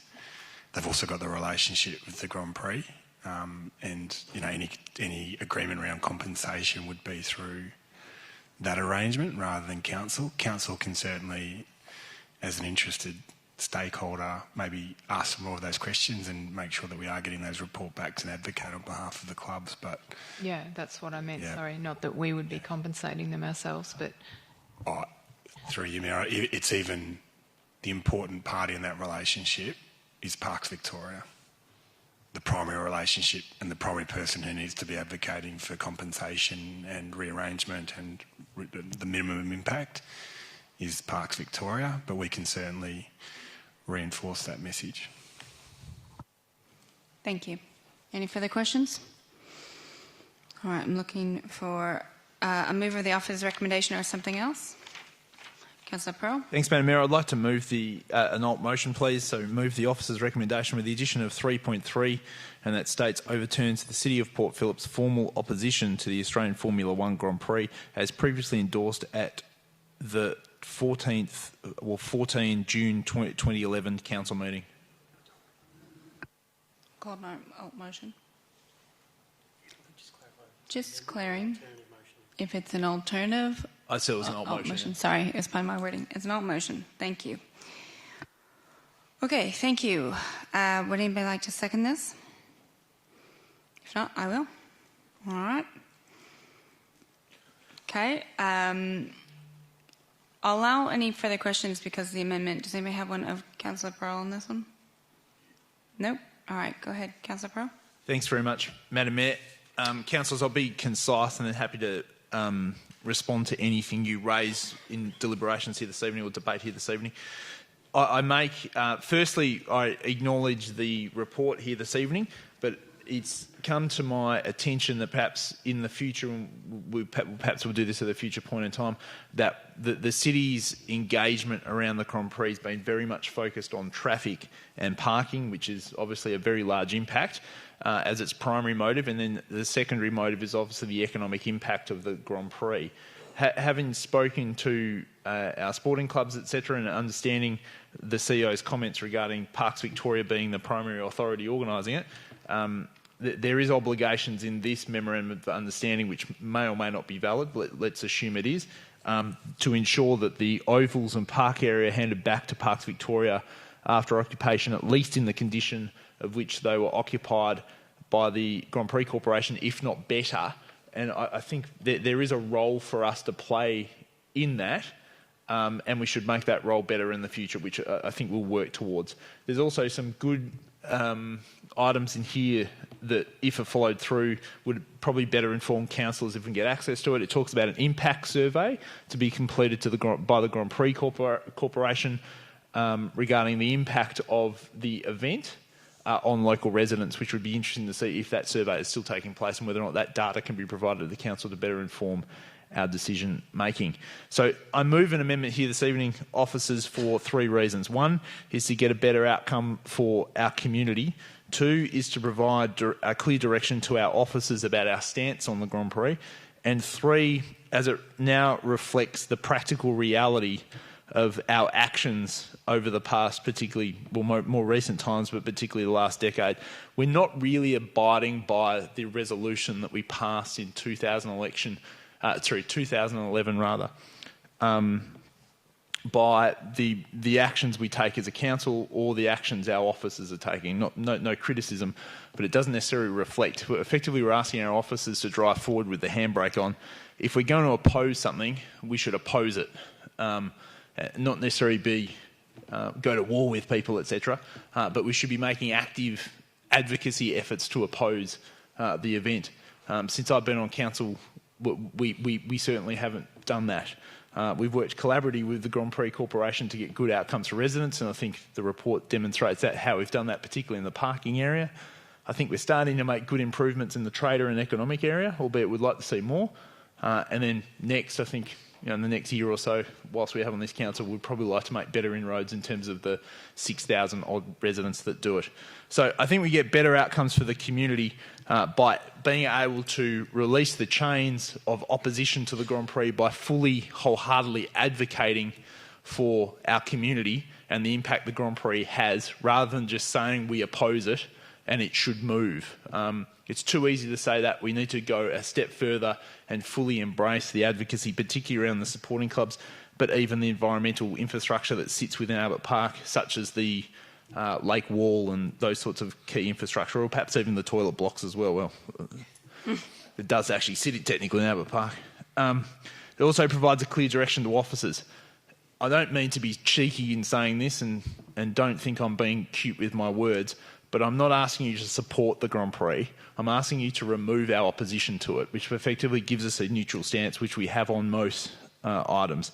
And the reason I say that is I'm not asking you to ask officers to now go and support the Grand Prix Corporation or support the Grand Prix itself. That's not what I'm asking you to do, albeit I'm open to accusations. I'm being a bit cheeky with my words there. And then finally, as I said, it reflects the actions that this council's been taking more recently. So I think the combination of these items equates to a better outcome, and an outcome based on the reality of how we behave. Now, in canvassing this alt motion with councillors, you've given me feedback that we should go out to do some degree of notification of this, and some of you used the word consultation. We didn't consult to put the ban in place, not the ban, but the opposition in place in the first place, but I did proactively approach as many community groups as I could through the two main ones. So Save Albert Park emailed their members this week with my intention, and they obviously have communicated with you. They've got hundreds of members that this was sent to, and obviously we heard from Hugo here this evening. What I would say is the good outcome of this amendment and that engagement was neither of those groups were aware this report was coming to council, and we probably need to improve the engagement that we have with those two organisations around any reports we have on the Grand Prix. So if we hadn't have done this effort here this evening, we wouldn't have been able to hear the perspective of those two very important groups. I'll leave it at that and then respond at the end. Thank you. As a seconder, I will be supporting this. It doesn't say we enthusiastically support the Grand Prix, because the opposite that we do currently have, though, is it condemns. Condemns a very strong word. The timing of it's pretty good, actually, because there's going to be a new CEO of the Grand Prix Corporation very soon. We've already heard that the previous one is leaving the role, but we don't know who the new one will be. However, do we? Oh, Travis Old. Oh, hot off the press. Didn't realise. Okay, well, good to know. Good to know. But the important part is, it's hard to, with Andrew Westcott, the previous one, years and years we've chipped away and we kind of got where we're at. And it's, we're working together and doing things. But we have a new CEO, and it's hard to have a relationship at the Grand Prix Corporation walking in saying, we formally condemn. So it's the opportunity to say, this is more of a neutral position and we're willing to work. But it's also that opportunity that we need to show our support, our strong support for residents and for the sporting clubs. This is the opportunity to do that, and I think changing the wording is very helpful to establish that position and helping achieve those goals. The original report was more about parking. It's not perfect, but it's definitely an improvement based on dedicated learnings. I really think the officers are listening and worked very hard in this past Grand Prix to react quickly to concerns and complaints immediately, and then take those learnings to this report today. So thank you for everyone's efforts in that. The event has been extended for quite a long time. So one way to say is it's here to stay, and we need to be able to work to help support our residents and those sporting clubs and the retailers, traders. Who would like to speak to it next? Councillor Serikoff.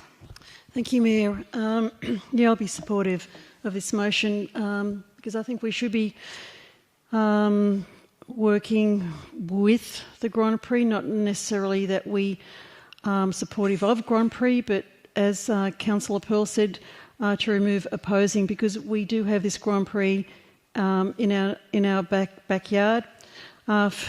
Till at least 2035, and if we can do something to engage with a better relationship so that we get a good outcome for both the residents and the businesses and traders on our high streets, that's a great outcome. That has taken place with the Business Advisory Group for the City of Port Phillip, where the chair, such as notably Anne Michaels and Kath Mappison, have worked with the Grand Prix to promote businesses, and they're going to be doing more work in the next Grand Prix event to get all these businesses onto their website. So that's going to be a great outcome. The other parts of this report, I'm really pleased that the council will be extending the temporary restricted parking zone, because this was an issue when we've gone to removing barriers to just putting up stickers, 90-minute stickers on posts and handing out parking permits. Unfortunately, the area that was designated was not large enough, and so we had quite a few hundred residents who were negatively impacted by that, by council not having a wide enough zone to protect them so that they could go out during the day and come home and still find a car park, or else they were just not going out over the whole 4 days because for fear of not being able to park close to their homes again. So I think that residents are going to be really, really pleased by that council listened to them. And I'd also like to thank a officer who was here tonight. I don't know if I can name that officer, but for the hard work that he did on the Friday and Saturday trying to get out those extra parking permits and letters to the residents who were impacted by not being able to park on their street. So, because I was getting a lot of phone calls, and I think council was getting a lot of phone calls too on the Friday, and that officer, I'd like to say thank you for the hard work that he and also the other GM to fix that problem. Thank you. Thank you. All right, Councillor Martin. Can I thank Councillor Pearl for the respectful way that he's brought his amendment, and he's rung a number of us, and I had a long and very good conversation with him about his amendment the other day, his additional line that makes this an old rec. And I've also been wondering where I sit, because I admit I did a lap of Bathurst over Christmas and drove down Conrod Strait, and while I'm not a petrol head, there's certainly some things to be said about the excitement about motorsport.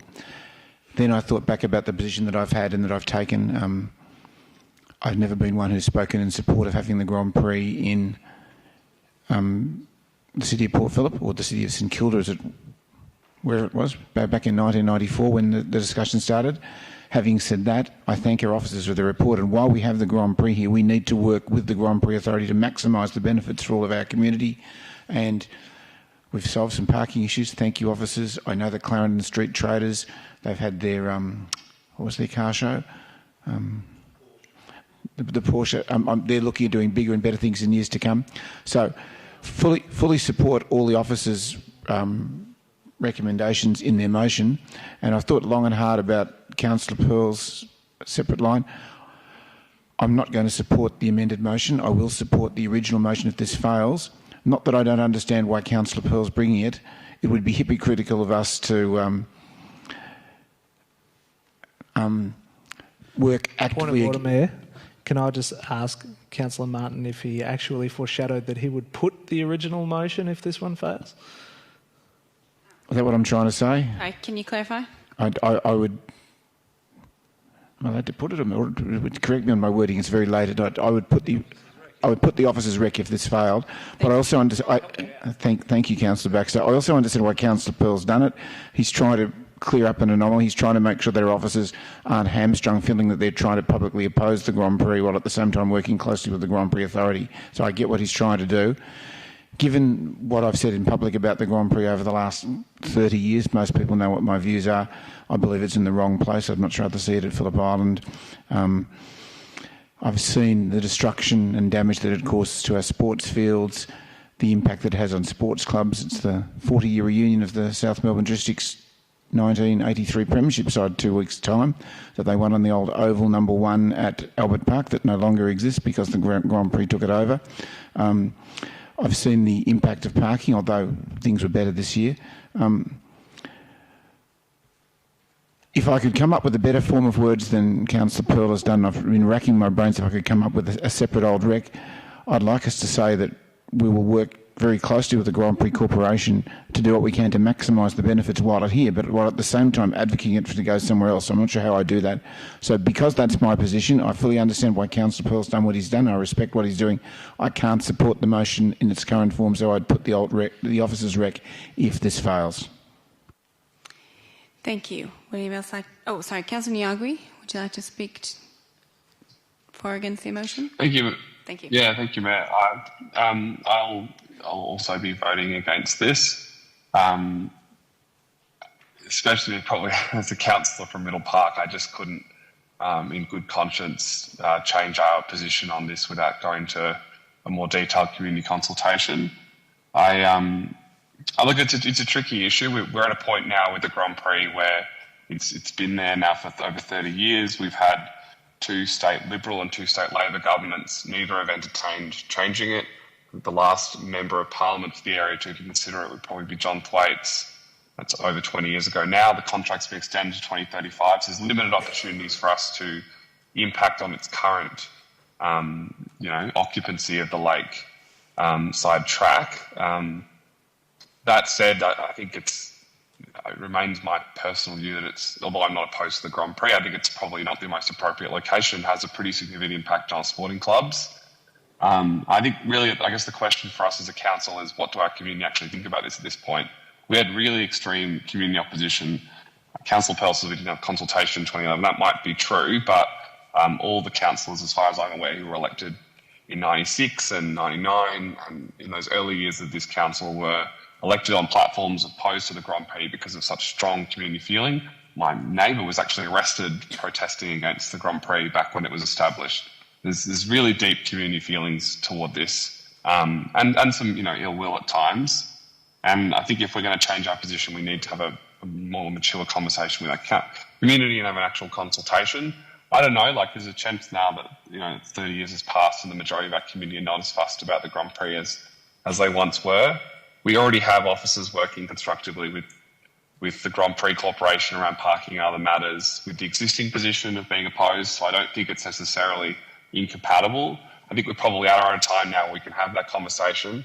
I sort of decided not to move a motion tonight about consultation in consultation with my colleagues because I think we've got quite a packed schedule of consultation at the moment and we probably don't want to overpack ourselves. But I wouldn't be supportive of us changing our position until we've had a proper conversation with our community. I know there's some really strong feelings about this particular issue. Thank you. Councillor Baxter? Thank you. I won't be voting for this motion. I would be happy to vote for the original officer's recommendation if that manages to come up if this fails. For me, this is a simple choice between the sports clubs and the regular users of Albert Park Reserve that have so much massive disruption to all of their activities that no other sports club would be asked to put up with, not to mention MSAC as well.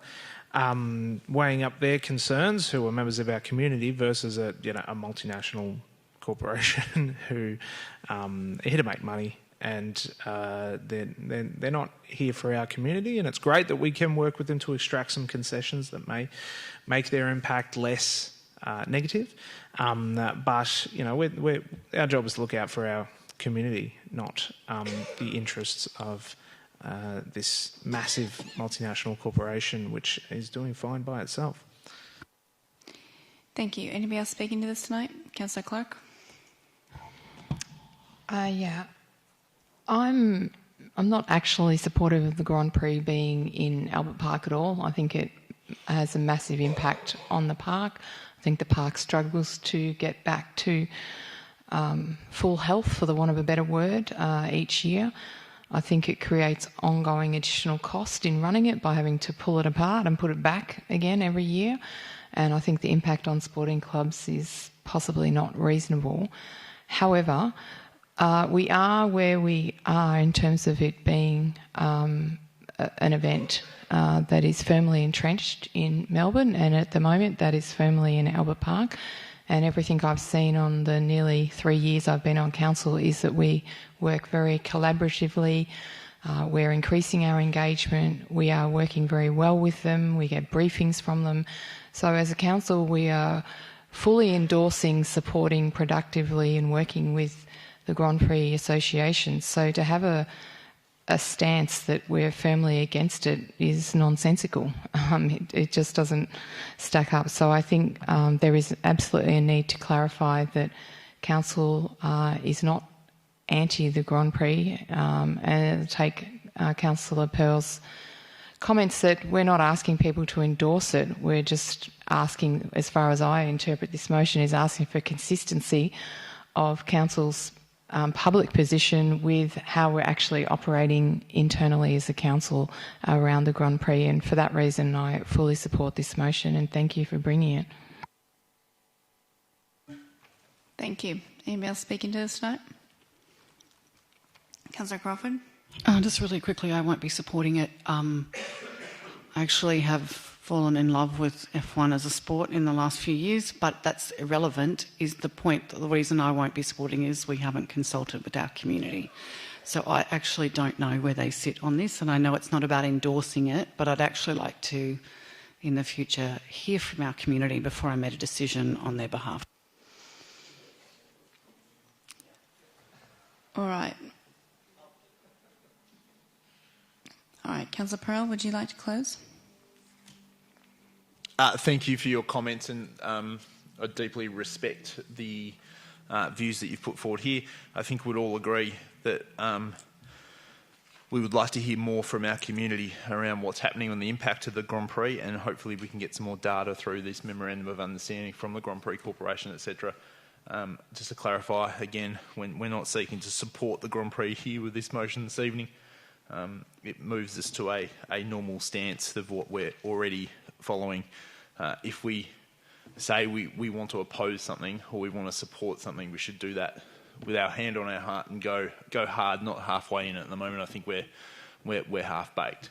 So let's hopefully pass this motion. Thank you again to the officers for putting forward the report on parking, and let's hope we can talk perhaps more in the next 12 months without exhausting council resources about how we can do a improved job of supporting particularly the sporting clubs and recreational clubs and just the general users, but such as Park Run and all those sorts of wonderful organisations that use Albert Park.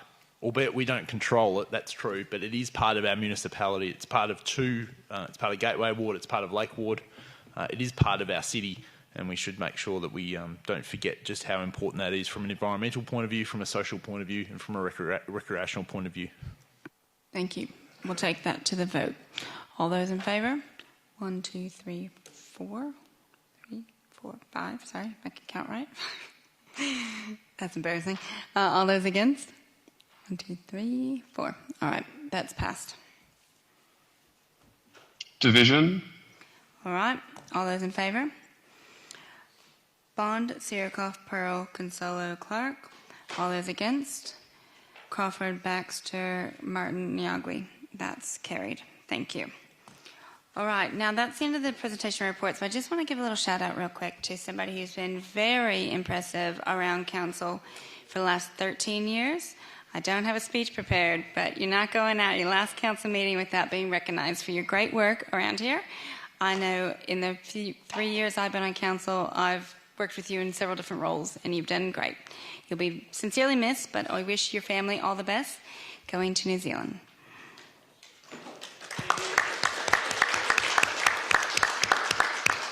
Thank you, John Bartels, if I didn't say your name the first time. All right, we have 3 more things I just have to go through, but we'll move on to reports by councillor delegates. Councillors, do you have any reports that you have to say tonight by councillor delegates? It says that in the script, it really does. Next time. All right, we'll move on to urgent business. Councillors, do we have any items of urgent business? No, okay, good. And then confidential matters. Councillors, we have no confidential reports listed on the agenda. Therefore, being no further business, I declare the meeting closed. Thank you, everybody.